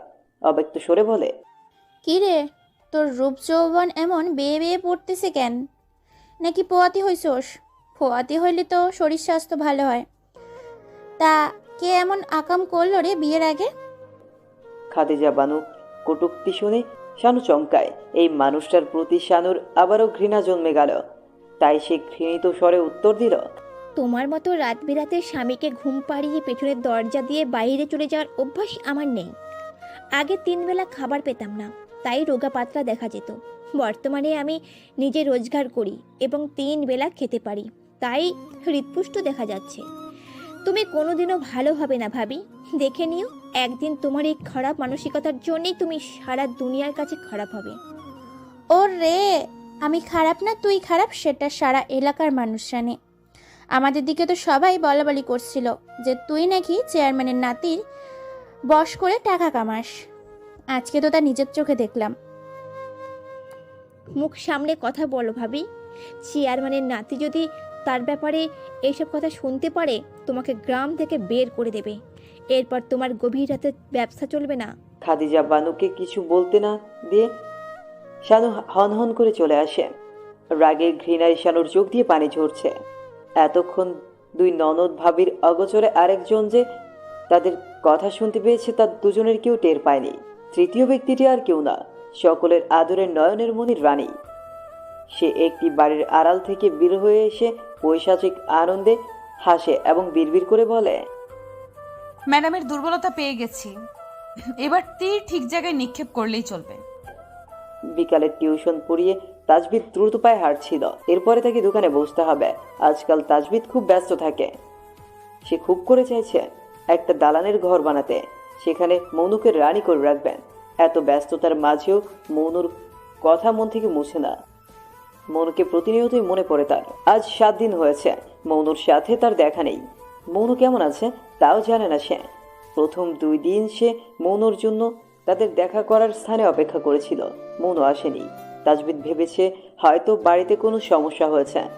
সে সকালেও মৌনুর ঘরের জানলার পাশে অপেক্ষা করেছিল, কিন্তু জানলা বন্ধ ছিল। বাকি দিনগুলো ব্যস্ততাতেই সময় কেটে গিয়েছে তার। তাজবিদ দ্রুত হাঁটছিল, তখনই পাশের কাঁচা রাস্তার দিকে চোখ যায়। মুখে ওড়না চেপে মৌনু এগিয়ে আসছে। তাজবিদ দিক পরিবর্তন করে তৎক্ষণাৎ মৌনুর নিকট যায়। নিজেদের মাঝে কিছুটা দূরত্ব রেখে উৎকণ্ঠার সহিত বলল, এতদিন কোথায় ছিলে? মৌনুর চোখ জলে টইটুম্বুর। নাক টেনে প্রত্যুত্তরে বলে, বাবা বিয়ে দিবে, আপনি কিছু করুন। আষাঢ়ের এক খণ্ড বাদলের মতো অন্ধকার পৃথিবীর দুজন মানবীর মনে এসে পড়েছে। পুরুষ মানুষ কাঁদতে পারে না, নিজের আবেগকে নিয়ন্ত্রণে রাখতে পারে, কিন্তু নারীরা স্বভাবগতভাবেই আবেগী। দুঃখ প্রকাশনে তাদের স্বভাবে। সমুদ্রের উথাল পাথাল ঢেউয়ের গর্জনের মতো মুহুর্মুহু গর্জে উঠেছে। নরম মোদায়ন মনের অধিকারিণী মৌন তাজবিদের 2 হাতকে আঁকড়ে ধরে অনবরত ক্রন্দন করছে। তার একটাই কথা, আপনি আব্বাকে বুঝান, আমি অন্য কাউকে বিয়ে করব না। প্রিয়তমার মুখের আহাজারি শুনে তাজবিদের অন্তর রক্তাক্ত হচ্ছে। পথের অনেকেই তাদের অনুসরণ করে ফিস করে কি যেন বলাবলি করছে। তাজবিদ সেদিকে নজর ঘুরিয়ে আহত ভঙ্গিতে বলল, তোমার বাবা তো একজন প্রাইমারি শিক্ষক, এত তাড়াতাড়ি বিয়ের কথা বলছেন কেন? মৌনুর কান্নার গতি কিছুটা থামে। হেঁচকি তুলে প্রত্যুত্তরে বলে, মা বিছানায় শয্যাশয়ী, মেয়ের বিয়ে দেখবেন। তার জন্য কাঁদতে হবে? আমি আজই মাকে তোমার বাড়িতে পাঠাবো। মৌন তাজবিদ ছাড়া যেমন কিছুই ভাবতে পারে না, তাজবিদও মৌন ছাড়া কিছুই ভাবতে পারে না। মৌন শান্ত হয়ে গেল। তার ডাগর ডাগর চোখ জোড়া তাজবিদের হাতের উপর নিজের হাত আবদ্ধ থাকার দিকে অনিমেষ দৃষ্টিতে তাকিয়ে থাকে। তাজবিদ সেই দৃষ্টি অনুসরণ করে বলে, কথা দিচ্ছি এইভাবে আজীবন তোমার 2 হাত ধরে রাখবো। মন খারাপ শানু নিত্যদিনের সঙ্গী। 8 ঘন্টা পর রানীকে পড়াতে যাবে সে। ঘরে মন বসছিল না, তাই নির্দিষ্ট সময়ের পূর্বেই বের হয়ে এসেছে শানু, প্রকৃতির সান্নিধ্যে এসে মনকে সতেজ করার জন্য। অদূরে তাজবিদের সাথে একটা মেয়েকে দেখে ভ্রুযুগল কুঁচকে নেয় সে। পরক্ষণেই মৌনুর কথা স্মরণে আসতেই হন্তদন্ত পায়ে সেদিকে এগোয়। কি করছেন ভাইয়া? আকস্মাৎ কোনো মানবীর স্বর কানে আসতেই ছিটকে সরে দাঁড়ায় মৌন। চোখের পানি মুছে তাকিয়ে দেখে মাটি রঙের 3 পিস পরিহিতা একজন শ্যামলতা। টানা চোখের দিকে তাকিয়ে মোহিত হবে যে কোনো পুরুষ। আখি যুগলে প্রফুল্লতার ছাপ। এগিয়ে এসে সে মৌনর হাত ধরে। সুদায়, তুমিই মৌন? তোমাকে দেখার প্রবল ইচ্ছে ছিল, তা কাঁদছো কেন? ভাইকে বকেছে? তাজবিদ স্বস্তির নিঃশ্বাস ফেলে। এক দৃষ্টিতে মৌন লাল হয়ে যাওয়া মুখের দিকে তাকিয়ে প্রত্যুত্তর দেয়। ওর বাবার ঘরে বাতেন ঘটক হানা দিয়েছে, তাই কাঁদছে। বাতিন ঘটকের ঘটনা তহুরা বেগমের কাছে খুব শুনেছে শানু। তাজবিদের কথা কর্ণে পৌঁছতেই ফিক করে হেসে ফেলে সে। পরপর মৌনর হাত ধরে বলে, আমি মাকে আজই আমি রানীকে পড়িয়ে আসছি ভাইয়া, তুমি বাসায় যাও। চেয়ারম্যান বাড়ির প্রবেশদ্বারে আজ কোনো দারোয়ান দাঁড়িয়ে নেই। শানুর যতদূর চোখ যায় কাউকেই দেখতে পায় না। অতিরিক্ত চিন্তা না করে সে বাড়ির অভ্যন্তরে প্রবেশ করে। প্রথমেই চোখ যায় মাথায় ঘোমটা দেওয়া রানীর উপর। সে খুবই মনোযোগ সহকারে খাতায় কিছু আঁকিবুকি করে যাচ্ছে। অন্য দিনের তুলনায় আজকের চেয়ারম্যান বাড়ির মানুষের আনাগোনা নেই। এবার শানুর কাছে ব্যাপারটা কিছু সন্দেহজনক মনে হয়। অন্যদিন রানা থাকে, আজ সেও বাসায় নেই। আর রানী যে কি পরিমাণে দুষ্ট তা শানুর জানা আছে। প্রতিদিনের ন্যায় সোফায় গিয়ে আরাম করে বসে সে। এরপর টেবিলের উপর থেকে অঙ্ক বই নিয়ে পৃষ্ঠা উল্টাতে শুরু করে। ম্যাডাম কেমন আছেন? আপনার মন কি ভালো? মিষ্টি কথা বলার মেয়ে আমাদের রানী নয়, ব্যাপারটা খুব ভালো করেই জানে শানু। শানু গম্ভীর মুখে উত্তর দেয়, সব ভালো। বাড়ির কাজ হয়েছে? প্রত্যুত্তরে রানী বাঁকা হাসে। আকস্মাৎ সে বসা থেকে দাঁড়িয়ে যায়। মাথার ঘুমটা ফেলে সোফায় বিছিয়ে রাখা বালিশের নিচ থেকে সিগারেটের প্যাকেট বের করে একটা সিগারেট জ্বালায়। পড়ার বই খাতা ফেলে দিয়ে এক পা সেখানে উঠিয়ে সিগারেট ঠোঁটে ছুঁয়ে আকাশে ধোঁয়া ছাড়তে থাকে। শানু বিস্ময়কর দৃষ্টিতে রানীর কার্যকলাপ দেখছে। একজন মেয়ের এমন রূপও থাকে? শানু যদি নিজের চোখে না দেখত তাহলে বিশ্বাস করতে পারত না। এবার শানুর মনে কিছুটা ভয় ও সংশয়ের সৃষ্টি হয়, কিন্তু সেটা প্রকাশ করল না। রানীকে কিছুটা ধমকে বলে, এসব কি রানী? মেয়ে হয়ে সিগারেট খাচ্ছ? এখনই ফেলে দাও, নয়তো তোমাকে পিটিয়ে লম্বা করে ফেলবো। রানী দুষ্ট হাসে। সিগারেটের ধোঁয়া আকাশে উড়িয়ে উত্তর দেয়, প্রেগনেন্ট অবস্থায় এত হাইপার হওয়া ঠিক না। আপনার এবং আপনার বাচ্চার জন্য ক্ষতি হবে। আপনি বরং একটু সিগারেট খান, তাহলে আপনার বাচ্চা আমার মতো সাহসী ও বুদ্ধিমান হবে। রানীর কথায় শানু বেত নিয়ে দাঁড়িয়ে যায়। হাত উঁচু করে রানীকে আঘাত করার জন্য প্রস্তুত হতেই পেছন থেকে কেউ একজন লাঠি ছিনিয়ে নেয়। শানু ভাবে রানা অথবা চেয়ারম্যান সাহেব হবে হয়তো, কিন্তু তার ধারণা ভুল প্রমাণিত হয়। ছেলে ও মেয়েদের একটি দল দাঁড়িয়ে হাসছে। তাদের হাসির কারণ বুদ্ধিমতী শানু চট করেই ধরে ফেলে। নিজেকে সুরক্ষা করার জন্য আশেপাশে পথ খুঁজতে থাকে শানু। রানী ব্যাপারটা ধরে ফেলে। সিগারেট ফেলে আফসোসের স্বরে বলল, কিছু খুঁজছেন? আপনার বাবু কি পেটে খেলছে নাকি বাথরুমে যাবে? পৃথিবীতে কিছু মানুষ আছে যাদের শত হেদায়েত বাণী দেওয়া হোক না কেন, তারা কখনোই সঠিক পথে ফিরে আসে না। রানী এবং তার বন্ধু বান্ধবরাও তাই। বর্তমানে মেয়েরা ঘরে অথবা বাইরে যে কোনো স্থানে ইফটিজিংয়ের শিকার হচ্ছে। রানীর বন্ধুরা উচ্চস্বরে হাসছে। একজন পাশ থেকে বলে ওঠে, কি বলিস রে রানী, শিক্ষিকা ম্যাডামের পেটে বিয়ের আগে বাচ্চা এসে গেছে। সি সি। মেয়েটার কথা শুনে শানু চোখ গরম করে তাকায় এবং ধমকে বলে, কি যাতা বলছো? আপনার ভাবি যা বলে বেড়াচ্ছে আমারও তাই বলছি ম্যাডাম। আমরা এই বয়সে কত ভদ্র হয়ে আছি, আপনার বয়স পর্যন্ত যেতে যেতে আরো ভদ্র হয়ে যাব। আপনি এই বয়সে যেহেতু অভদ্রতা শুরু করেছেন, ভাবছি সেই বয়সে কেমন ছিলেন। শানুর চোখ দিয়ে টপ টপ করে পানি ঝরতে শুরু করলো। এত অপমান সে কখনো হয়নি। ভাই ভাবি যখন বাড়ি থেকে বের করে দিয়েছিল, সারা পিঠ বেত্রাঘাতে চৌচির করে দিয়েছিল, তখনও এত কষ্ট হয়নি যত কষ্ট আজ হয়েছে। নিজেকে সংযত করে বাড়ি থেকে বের হওয়ার জন্য উদ্যোগ নেয়, তখনই রানীর একজন ছেলে বন্ধুর পথ আটকায়। মুখের ভঙ্গিমা বিকৃত করে বলে, কোথায় যাচ্ছেন ম্যাডাম? আজকে তো লুকোচুরি খেলার দিন। গ্রামের কত ছেলেরা সুযোগ পেয়েছে, আমাদেরকে একটু সুযোগ দিন। লজ্জায় ঘৃণায় শানুর অন্তর দুমড়ে মুচড়ে যাচ্ছে। সম্মুখে আগানোর শক্তিটাও শরীরে অবশিষ্ট নেই। যা করার কর। বাড়ির সবাইকে 2 ঘন্টার জন্য সরিয়েছি। আধা ঘন্টা তোদের ক্যাচেলে শেষ হয়েছে, বাকি সময়ের মধ্যে যা কাজ করার কর। একজন গিয়ে আমার জন্য সিগারেট নিয়ে আয়। রানী তার বন্ধুদের উদ্দেশ্যে কথাগুলো বলে মেয়েদের নিয়ে ভেতরের রুমে চলে যায়। এদিকে শানু সম্মুখে দাঁড়িয়ে থাকা ছেলেদের দিকে দৃষ্টি ফিরাতেই ভয়ে আপতা কেঁপে ওঠে। পুরুষ মানুষের লোলুপ দৃষ্টিতে কামুকতা দেখা যাচ্ছে। শানু নিজেকে ঢেকে অনুনয় করে ওঠে, আমাকে যেতে দাও। রানা, যদি আমাকে যেতে দাও। রানা যদি জানতে পারে তাহলে তোমাদের মেরে ফেলবে। রানা ভাই বাজারে মিটিংয়ে ব্যস্ত, আপনার চিৎকার তো দূরের কথা, টু শব্দ পর্যন্ত ওনার কানে পৌঁছবে না। ছেলেগুলো বিশ্রী হেসে শানুর দিকে হাত বাড়াতেই কেউ একজন হুঙ্কার ছাড়ে। শানু যেন আশার আলো দেখতে পায়। ছেলেগুলোকে ধাক্কা দিয়ে মানুষটার কাছে চলে যায় এবং মানুষটার পেছনে দাঁড়িয়ে ভয়ার্ত স্বরে বলে, আজ আমাকে ওরা মেরে ফেলতো। তাজবিদ ভাইয়া, আমাকে বাড়ি নিয়ে যাও। এক মুহূর্তে এখানে থাকবো না। সত্যি রানী নামক মেয়েটা মানুষ নয়, অমানুষ। শান্তশিষ্ট মানুষ যখন রেগে যায় তখন পাহাড় চূর্ণ করাও তাদের জন্য কোনো ব্যাপার না। তাজবিদের চেহারা রক্তিম বর্ণ ধারণ করে। সে এগিয়ে এসে ছেলেদের নাকে মুখে একের পর এক আঘাত করতে থাকে। এর মধ্যেই চেয়ারম্যান সাহেবের গাড়ির আওয়াজ শোনা যায়। তাজবিদ তখনও থামে না। গাড়ির আওয়াজ শুনে শানু তাজবিদকে ছাড়ানোর চেষ্টা করে, কিন্তু এক পাও সরাতে পারে না। যথাসময়ে চেয়ারম্যান সাহেব কিছু লোক সহ বাড়িতে প্রবেশ করে। তাজবিদের এহেন অবস্থা দেখে হুঙ্কার ছাড়ে, কত বড় সাহস তোমাদের, গুন্ডামি করছো? কারা তোমরা? কোথায় থেকে এসেছো? এই ছেলে, তোমাকে তো ভালো ছেলে মনে করতাম। তুমি এখানে মেয়ের সাথে কি করছো? রানী কোথায়? তার কোনো ক্ষতি করো নাই তো? রানী, রানী, এই রানী।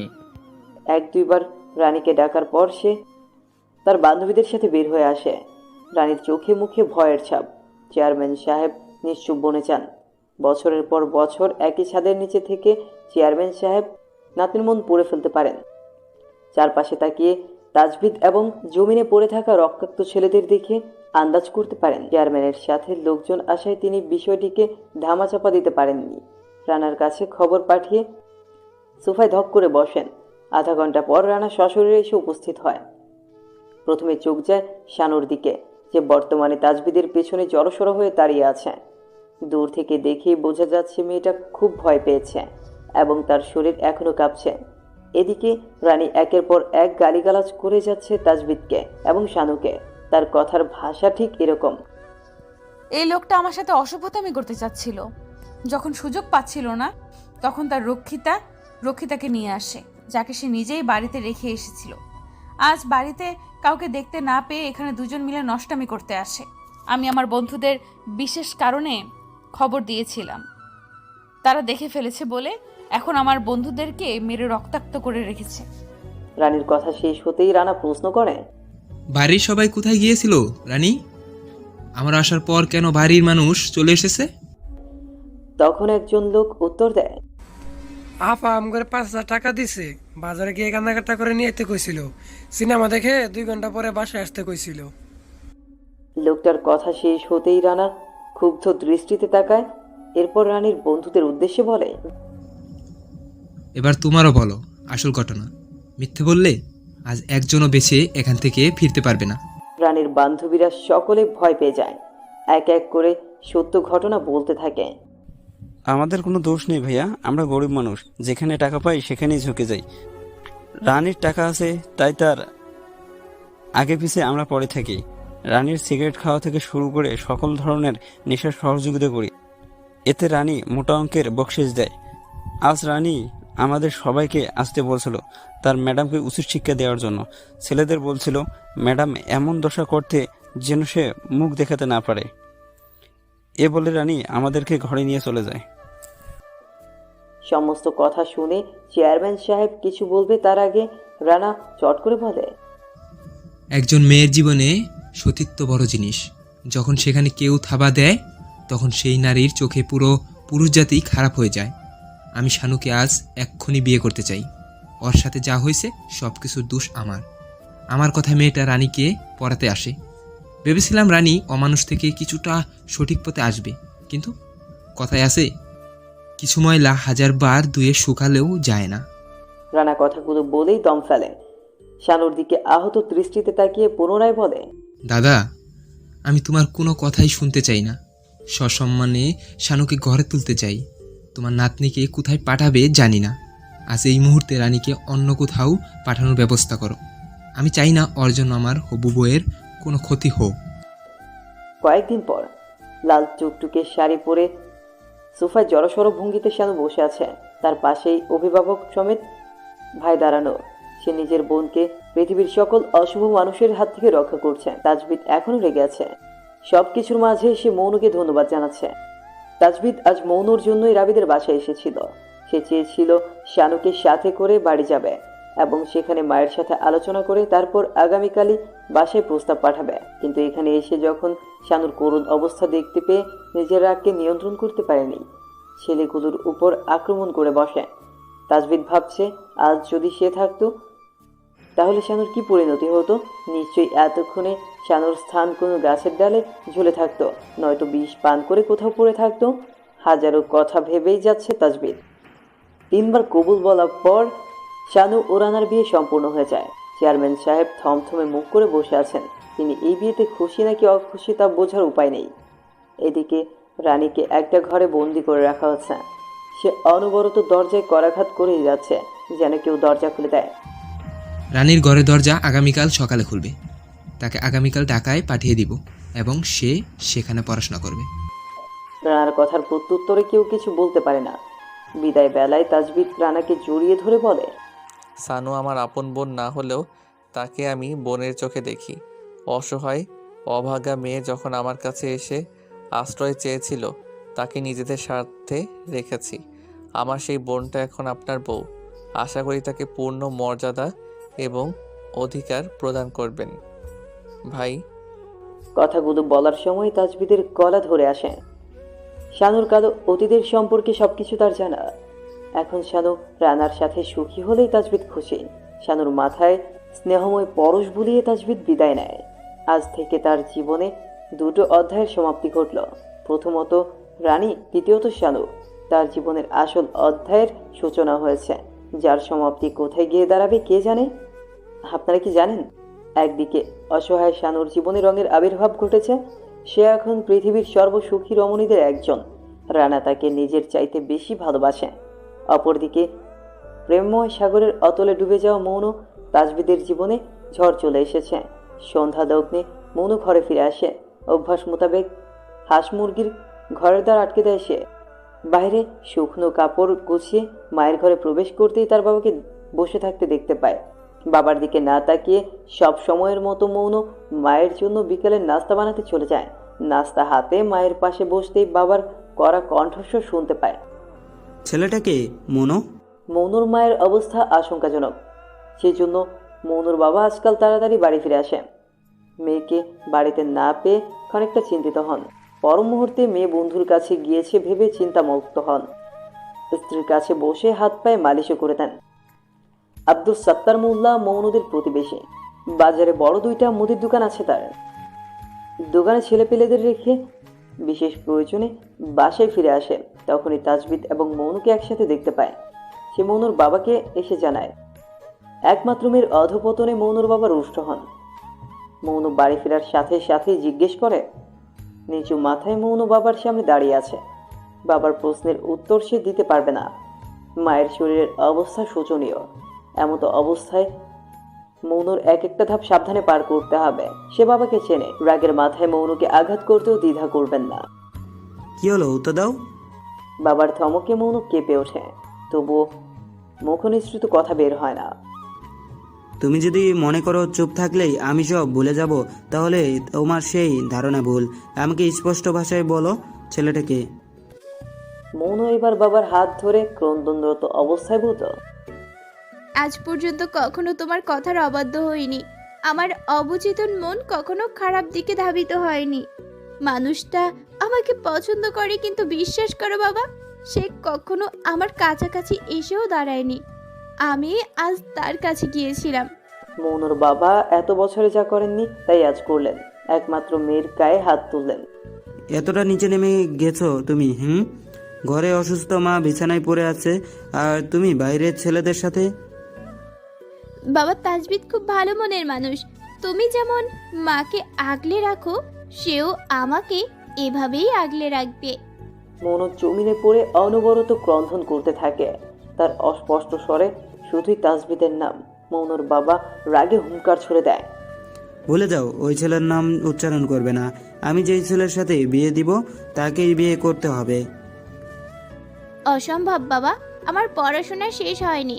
এছাড়াও মা অসুস্থ, তুমি এতটা নির্দয় হইও না। মৌনুর বাবার পাষণ্ড মনে মৌনুর কোনো আহাজারি পৌঁছায় না। তিনি মৌনুকে টেনে তার ঘরে ছুঁড়ে ফেলে দিয়ে দরজা আটকে রাখেন। মৌনু বার কয়েক তার দরজার করাঘাত করলেও লাভ হয়নি। বিছানায় শুয়ে বালিশে মুখ গুজে কান্না করতে থাকে মৌন। সময় পার হচ্ছে, কিন্তু মৌনুর কান্না কিছুতেই থামছে না। সে অন্য কাউকে জীবন সঙ্গী হিসেবে গ্রহণ করতে পারবে না। এত সময়ের মধ্যে মৌনুর বাবা একবারও এসে তার মেয়ের খোঁজ নেয়নি। মৌনু ভাবে, এখন যদি তার মা সুস্থ থাকতো নিশ্চয়ই জোর করে খাইয়ে দিত।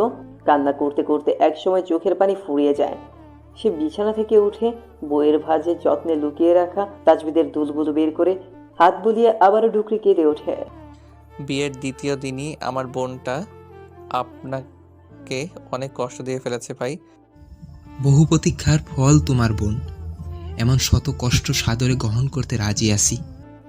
তাজবিদ এবং রানার কথোপকথন শুনে শানুর মন শীতল হয়ে যায়। সে রানার মতো জীবন সঙ্গী পেয়ে উপরওয়ালার নিকট হাজারো শুকরিয়া জ্ঞাপন করে। তিনজনের এত সাজসজ্জার কারণ হচ্ছে মৌনু। আজ তারা মৌনুর বাড়ি যাবে। তাজবিদের ছোট্ট ডাহুক পাখির ঘরে মৌনিপ্রিয়াকে সারা জীবনের জন্য আবদ্ধ করে নিবে। মৌনুদের বাড়ি যাওয়ার জন্য যানবাহনের প্রয়োজন পড়ে না, পদতলের সাহায্যে যাওয়া যায়। তাজবিদের মা তহুরা বেগমের হঠাৎই হাঁটুর ব্যথা বেড়ে যাওয়ায় আসতে পারেননি।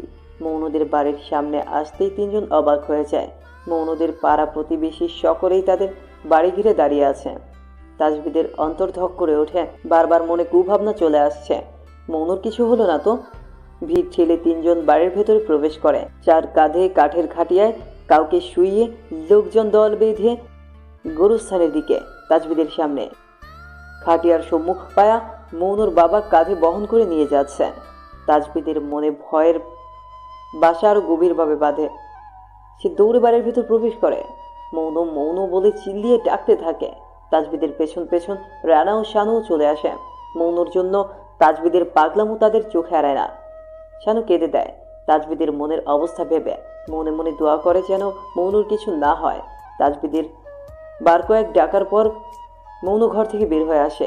এলোমেলো চুল, শুষ্ক ঠুক আর অশ্রুসিক্ত চোখের অধিকারিণী মৌনুকে দেখে তাজবিদের প্রাণ ফিরে আসে। সে চোখের পানি মুছে কান্নার মধ্যে এসে ফেলে। মৌনুকে সুস্থ অবস্থায় দেখতে পেয়ে আল্লাহর কাছে শুকরিয়া আদায় করে। মরুর বুকে পিপাসার্থ পথিক পানির সন্ধান পেয়ে যেভাবে পানির মধ্যে ঝাঁপিয়ে পড়ে, মৌনুর এই দুর্দিনে তাজবিদের দেখা পেয়ে সেও দৌড়ে এসে তাজবিদকে ঝাপটে ধরে। মনের সকল অব্যক্ত কথা আজ সে বলতে থাকে। মা আমাকে ছেড়ে চলে গেছে তাজবিদ। বাবা হয়তো ঠিকই বলেছে তাজবিদ, আমি মাকে মেরে ফেলেছি, আমি খুনি, আমার শাস্তি হওয়া উচিত। কিন্তু বাবা বাবা আমার সাথে কথা বলছে না, আমি নাকি অপবিত্র হয়ে গিয়েছি। আমি তো কখনো বাবা আমার অবদ্ধ হইনি তাজবিদ। আমার একটাই অপরাধ, কাউকে ভালোবেসেছি। বাবাও তো মাকে ভালোবেসে বিয়ে করেছিল। আমি তো ছোট মানুষ, গুছিয়ে কথা বলতে পারি না। আপনি গুছিয়ে বলুন না, বাবা বুঝবে। বাবা আমাকে ভুল বুঝবে না। আমি বাবার চোখে খারাপ হয়ে গেছি। আপনি বাবাকে বলুন না আমি পবিত্র। তাজবিদ শক্ত হয়ে দাঁড়িয়ে আছে। মৌনুর প্রতিটি কথা তার অন্তরে গিয়ে বিচ্ছে। এই সমস্ত কিছুর পেছনে নিজেকে দোষ দিচ্ছে সে। মৌনুর ছোঁয়ায় তাজবিদের ছটফটে মন শান্ত হয়ে যায়। নরম কণ্ঠে মৌনুর মাথায় হাত বুলিয়ে শুধায়, তুমি অপবিত্র নও, তুমি তো ওই ফুল মৌন যার গায়ে কোনো আঁচড় নেই। আশেপাশের পরিস্থিতি বুঝে শানু মৌনুকে তাজবিদের কাছ থেকে নিজের কাছে নিয়ে আসে। বড় বোনের মতো আগলে ধরে মৌনুর মাথা নিজের বুকে, মাথায় হাত বুলিয়ে বলে, পৃথিবীতে আমরা কেউ চিরস্থায়ী নই। একদিন না একদিন উপরওয়ালা ডাকে সবারই সাড়া দিতে হবে। তোমার মা বাবা তোমাকে ছেড়ে চলে গিয়েছেন, এই জন্য ওনার মন খারাপ, তাই রাগের মাথায় তোমাকে দুই একটা কথা বলেছেন। তিনি আসুক, আমরা কথা বলবো, আশা করছি সব কিছু ঠিক হয়ে যাবে। তাজবিদ ও রানাও উজু করে জানাজায় অংশগ্রহণ করতে চলে যায়। প্রায় আধা ঘন্টা মৌনুর বাবা বাড়ি ফিরে আসে। মৌনুকে অপরিচিত কারোর সাথে বসে থাকতে দেখে এগিয়ে আসেন। মেয়ের দিকে মায়া ভরা চোখে তাকিয়ে ভাঙা স্বরে ডাক দেন, মারে আমি আর তুই একা হয়ে গেলাম রে। বাবার কথা শুনে মৌনু সমস্ত অভিমান ভেঙে বাবার বুকে আশ্রে পড়ে কাঁদতে থাকে এবং বিলাপের স্বরে বলে, মা আমাকে একা রেখে কেন চলে গেল? মা চোখের সামনে ছিল তাতেই তো শান্তি পেতাম। এখন কিভাবে মাকে দেখব? একা একা কার সাথে কথা বলবো? বাবা মেয়ের কান্না দেখে সকলের চোখে পানি চলে আসে। কিছু সময় পার হলে মনুর বাবা কিছুটা শান্ত হন। মেয়েকে বুকে আগলে রেখে তাজবিদের উদ্দেশ্যে বলেন, আপনারা কারা? তাজবিদ মুখ খোলার আগেই রানা জবাব দেয়, চাচা আমি রানা। আপনি হয়তো আমার দাদাকে চিনবেন। দেখা গেলেও রানাকে পুরোপুরি কথা শেষ করতে হয়নি। এর আগেই মনুর বাবা বললেন, তুমি চেয়ারম্যানের নাতি, আমি তোমাকে চিনি, কিন্তু আজ এখানে কেন? আমার মতো শিক্ষকের স্ত্রীর মৃত্যুর খবর তো তোমাদের কাছে পৌঁছাবার কথা নয়। আপনি ঠিক ধরেছেন, আমরা বিশেষ কাজে এসেছিলাম, কিন্তু ম্যাডামের মৃত্যুর দিবসটা যে আজ ভাবতে পারিনি। আমার মনে হচ্ছে যে এই প্রসঙ্গে কথা বলতে এসেছি তা অন্য দিন বললেই ভালো হবে। আজ না হয় আমরা আসি? সমস্যা নেই, ভিতরে আসুন। যে এই কথা বলার বলে যান। এমনিতেও এখানে আর বেশি দিন থাকবো না। আমার মেয়ে বড় হয়ে গিয়েছে, আশেপাশে মানুষের নজরে চলে এসেছে। এখানে থাকলে আমার মেয়ে নষ্ট হয়ে যাবে। মনুর বাবার কথা শুনে তাজবিদ মাথা নত করে ফেলে। রানা পরিস্থিতি স্বাভাবিক করার জন্য বলে, চলুন ঘরে গিয়ে বসে। 4টা চেয়ারে 4 জন মানুষ, সকলের মধ্যে নীরবতা। মনু বাবার পাশে মাথা নত করে দাঁড়িয়ে আছে। রানা এবং শানু মুখে মনু তাজবিদ সম্পর্কে সব শুনে চুপ করে রইলেন। মনু বাবার এই নীরবতা সম্পর্কে অবগত। তিনি যে তাজবিদকে মেনে নেবেন না বুঝতে পারে সে। একই দিনে মায়ের চলে যাওয়া, তাজবিদের আগমন, সব মিলিয়ে মনুর মাথা পাগল হয়ে যাচ্ছে। সে চলে যাওয়ার জন্য উদ্যোগ নিতেই তার বাবার গলার স্বর শুনতে পায়, আমি মেয়েকে তার কাছে দিতে রাজি, তবে আজ নয়। সে আগে প্রতিষ্ঠিত হবে, নিজেকে যোগ্য করে আমার মেয়ের জন্য হাত চাইবে। আমার খুব ইচ্ছে মেয়েকে পড়াশোনা করানোর। ছোটকাল থেকে এই জন্য আদর ভালোবাসা চেপে শাসনে রেখেছি, যেন মেয়ের মন সব সময় পড়াশোনায় থাকে। এখান থেকে কয়েক বছরের জন্য ঢাকায় যাচ্ছি। কথা দিচ্ছি তাজবিদের সঙ্গেই মৌনের বিয়ে হবে। মনুর বাবার কথায় মনুর চোখে পানি চলে আসে। সে ফিরে এসে বাবাকে জড়িয়ে ধরে। মনুর বাবার চোখেও পানি, কিন্তু সেটা মনুর জন্য 5 বছর পর। মা, বাবা তোমাকে মেরেছে তাই না? না বাবা, তুমি হয়তো স্বপ্ন দেখেছো। তোমার কপালে রক্ত মা, তুমি কেঁদো না, আমার কান্না আসে। 4 বছরের ছেলের ভাঙা ভাঙা কথা শুনে রানী দুকড়ে কেঁদে ওঠে। তার জীবনের হিসাব মেলাতে হয় না, চোখ বন্ধ করলেই সবকিছু স্পষ্ট হয়ে ওঠে। অতীতে করা পাপের শাস্তি সে প্রতিনিয়ত পাচ্ছে। রেলগাড়ির ইঞ্জিনের ঝকঝক শব্দে ডুব দেয় নিজের পাপিষ্ঠা সেই কালো অতীতে। রানার বিয়ের পরের দিন রানী চলে যাওয়ার কথা থাকলেও সে ঢাকা গিয়েছিল 1 সপ্তাহ পরে। প্রথম 3 দিন সে নিজেকে ঘরবন্দি করে রাখে। চতুর্থ দিনের মাথায় সে ঘর থেকে বের হয়ে আসে। শানু তখন রান্না করছিল।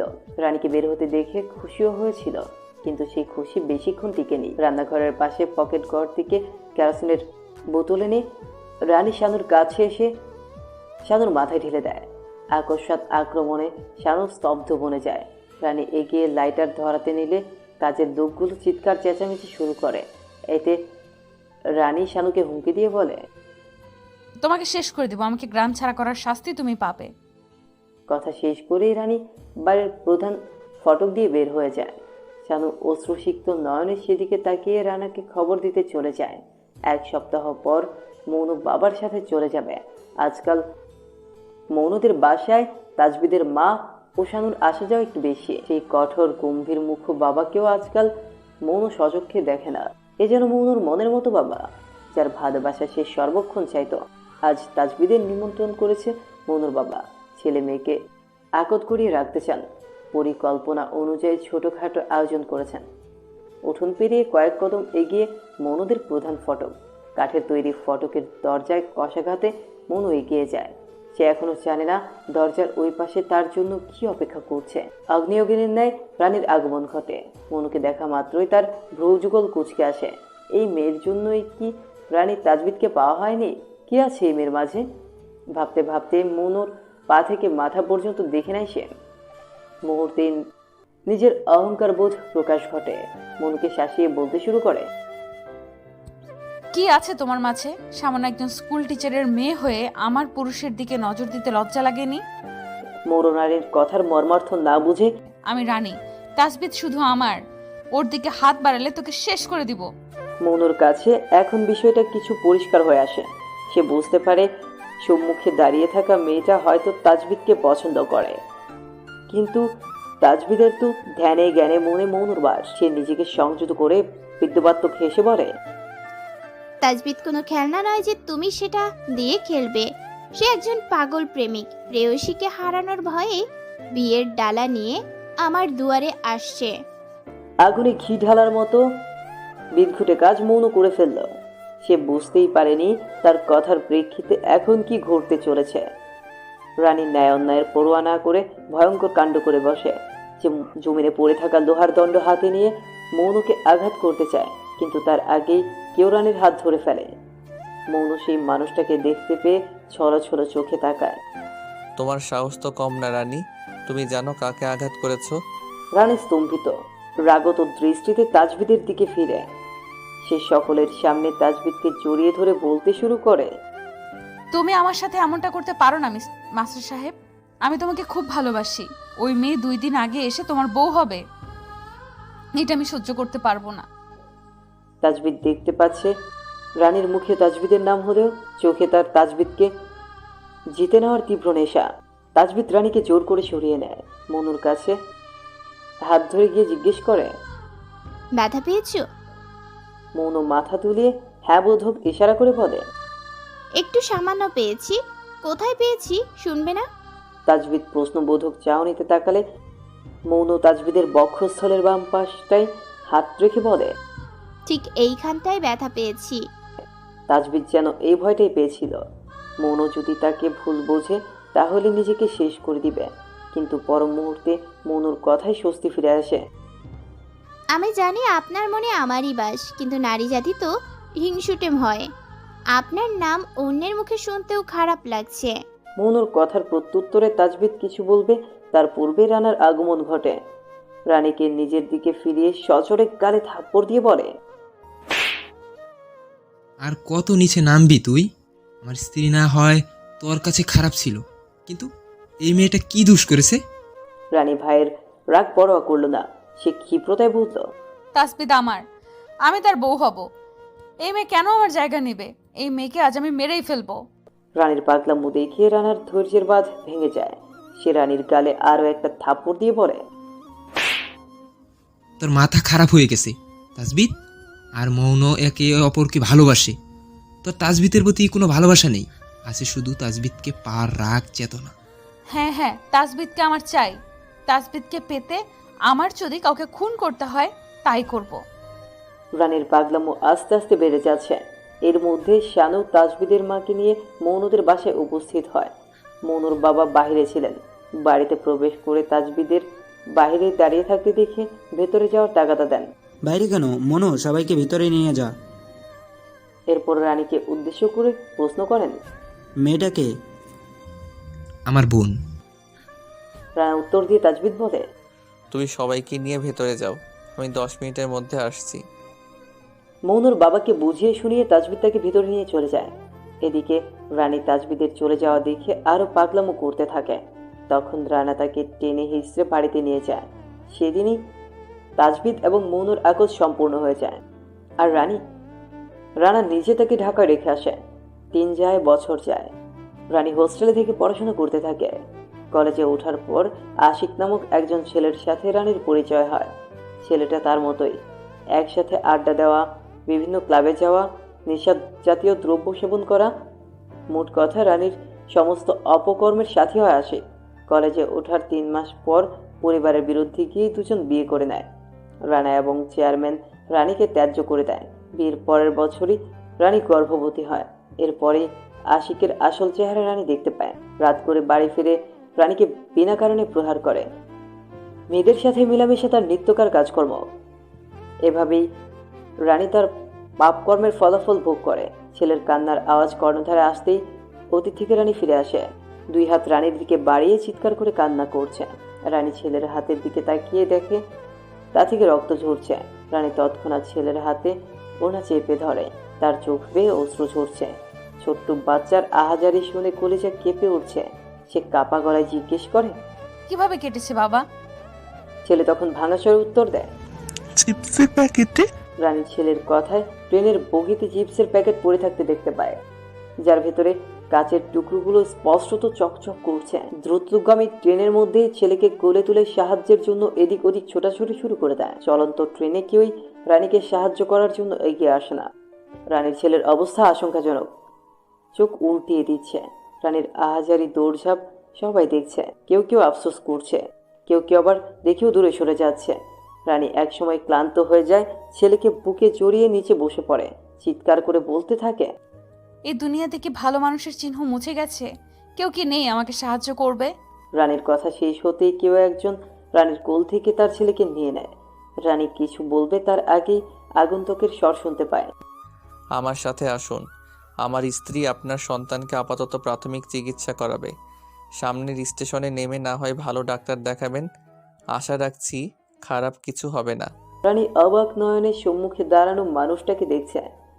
এ তো সেই তাজবিদ যার জীবনের একটা অংশের সাথে রানী যুক্ত ছিল। ট্রেনের উত্তর পাশটায় কেবিনের সামনে আসতেই তাজবিদ থেমে যায়। দরজা খুলে রানীর ছেলেকে সিটে শুইয়ে দিয়ে তার স্ত্রীকে তাগাদার সরে বলে, জলদি ছেলেটাকে দেখো মন, হাত দিয়ে রক্ত ঝরছে, হয়তো কেটে গেছে বা কাঁচ ফুটেছে। শাড়ি পরিহিতা মৌনও এতক্ষণ বই পড়ছিল। স্বামীর সাথে মুমূর্ষু বাচ্চাকে দেখে তৎক্ষণাৎ এগিয়ে আসে। ব্যাগ থেকে প্রাথমিক চিকিৎসা প্রদানের যাবতীয় সরঞ্জাম বের করে চিকিৎসা দিতে থাকে। প্রায় 20 মিনিট যাবৎ চিকিৎসা প্রদান করে রক্ত ঝরা বন্ধ করতে সফল হয় মৌন। প্রাণীর দিকে তাকিয়ে বলতে শুরু করে, ভাগ্যিস কাজ ভেতরে ঢোকেনি, সামান্য কেটেছে। অ্যান্টিসেপটিক ক্রিম লাগিয়ে দিয়েছি। ও কিছু খেয়েছে? মৌনুর কথাগুলো রানী আদৌ শুনতে পেয়েছে কি? সে তো একধারে মৌনুকে দেখছে। মৌনুদের আকতের দিনই সে তাকে প্রথম এবং শেষ দেখেছিল। তখন ছিল সদ্য যৌবনে পা ফেলা একজন যুবতী, কিন্তু আজ তাকে দেখে মনে হচ্ছে সুখী নারী। মৌন অপর পক্ষ থেকে উত্তর না পেয়ে আবার বলে ওঠে, বলুন আপা, বাচ্চা কিছু খেয়েছে? রানী না বোধক ইশারা করে মাথা নাড়ায়। মৌন তখন আশ্বাসের স্বরে আবারও বলে, চিন্তা করবেন না, বাবু ঠিক হয়ে যাবে। এরপর ব্যাগ থেকে একটি কেক ও জুসের বোতল বের করে রানীর হাতে তুলে দিয়ে বলে, আপনি আর বাবু অল্প করে খেয়ে নিন, আপনাকে খুব দুর্বল দেখাচ্ছে। আর বাচ্চাকে এই ঔষধটা খাইয়ে দিন। আমরা বাহিরেই আছি, দরকার পড়লে আওয়াজ দিবেন। রানীকে ঔষধি বুঝিয়ে দিয়ে মৌন তাজবিদের সাথে বাইরে বের হয়ে আসে। ট্রেনের দরজার কাছটায় দাঁড়িয়ে একে অপরের হাত ধরে চোখে চোখে কথা আদান প্রদান করে। ট্রেন থামলে রানী কাউকে কিছু না বলে ছেলেকে কোলে নিয়ে নেমে যায়। সে তাজবিদ এবং মৌনুর সামনে পড়তে চায় না। স্টেশনের প্ল্যাটফর্মের একটি পিলারের আড়ালে দাঁড়িয়ে সে মৌন ও তাজবিদকে দেখে। তাজবিদ ট্রেন থেকে নেমে মৌনুর দিকে হাত বাড়িয়ে দেয়। মৌনু মিষ্টি হেসে তাজবিদের হাতে হাত রেখে নেমে পড়ে। রানী সবটা দেখে লম্বা নিঃশ্বাস ত্যাগ করে।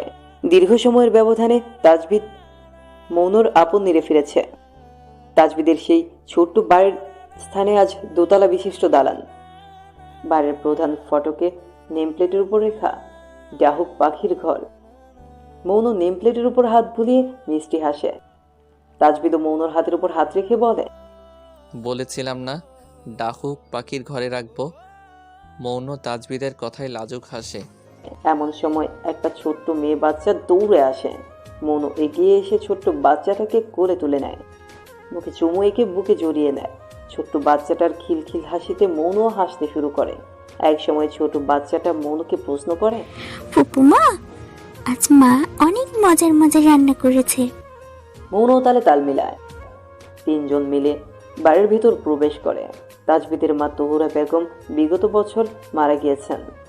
মৌনুর ডাক্তারি পড়ার জন্য ঢাকায় থাকে। তাজবিদ সরকারি চাকরি পায় বিধায় মৌনুর সাথেই ঢাকায় থাকে। মৌনুর ডাক্তারি পড়া শেষ, এবছর ইন্টার্নি করছে। পরবর্তীতে এখানে ক্লিনিকে যোগদান করবে, তাই এই বাড়িতে কেউ থাকে না। শানু সপ্তাহ চারেক পর পর এসে পরিষ্কার পরিচ্ছন্ন করে যায়। শানুর ভাই ভাবির অবস্থা নাজাহাল।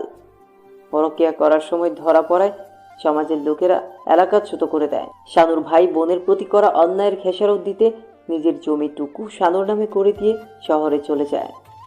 সন্ধ্যার আড্ডার আসরে রানা ছাড়া জমছে না, তাই শানু রানাকে বারবার কল করে যাচ্ছে যেন তাড়াতাড়ি ফিরে আসে, কিন্তু রানা কল ধরছেই না। উল্টো ফোন কেটে দিচ্ছে।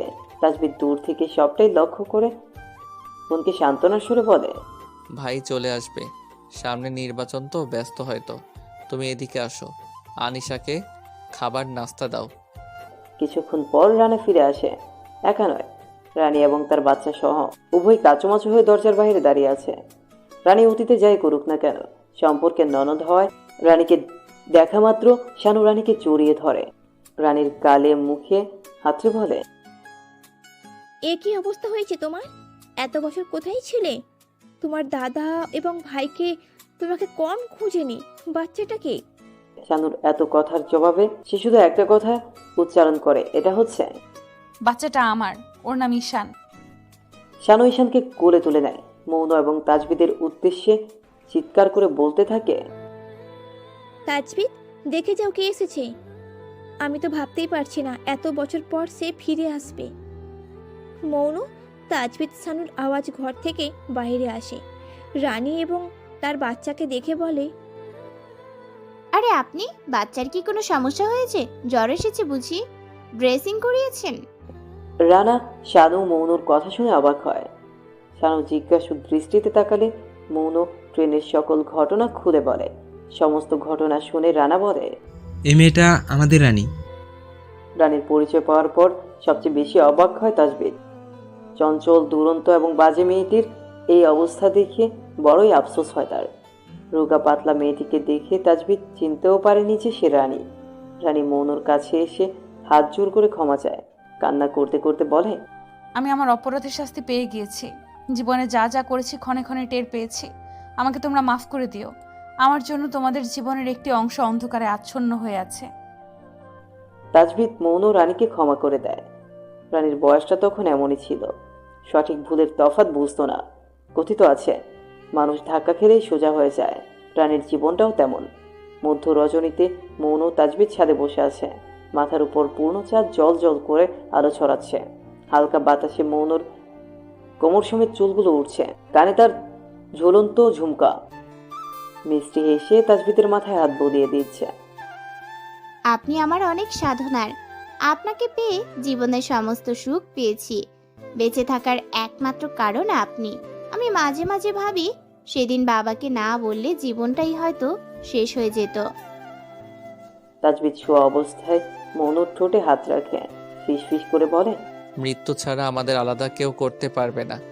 স্বপ্ন দেখেছিলাম একটা ঘর বানাবো এবং সেখানে মৌনকে পিঞ্জিরায় আবদ্ধ করব। যেই পিঞ্জিরার দেয়াল হবে আমার শরীর আর তোমার স্থান হবে আমার মনে। কথা রেখেছি মৌন। সর্বশেষে আমাদের ডাহুক পাখির ঘরে মৌনকে এনেছি। তাজবিদের কথায় মৌন হাসে। আকাশ বাতাস চাঁদ তারাকে সাক্ষী রেখে আবারও তাজবিদের কাছে নিজেকে সঁপে দেয়। সমাপ্ত।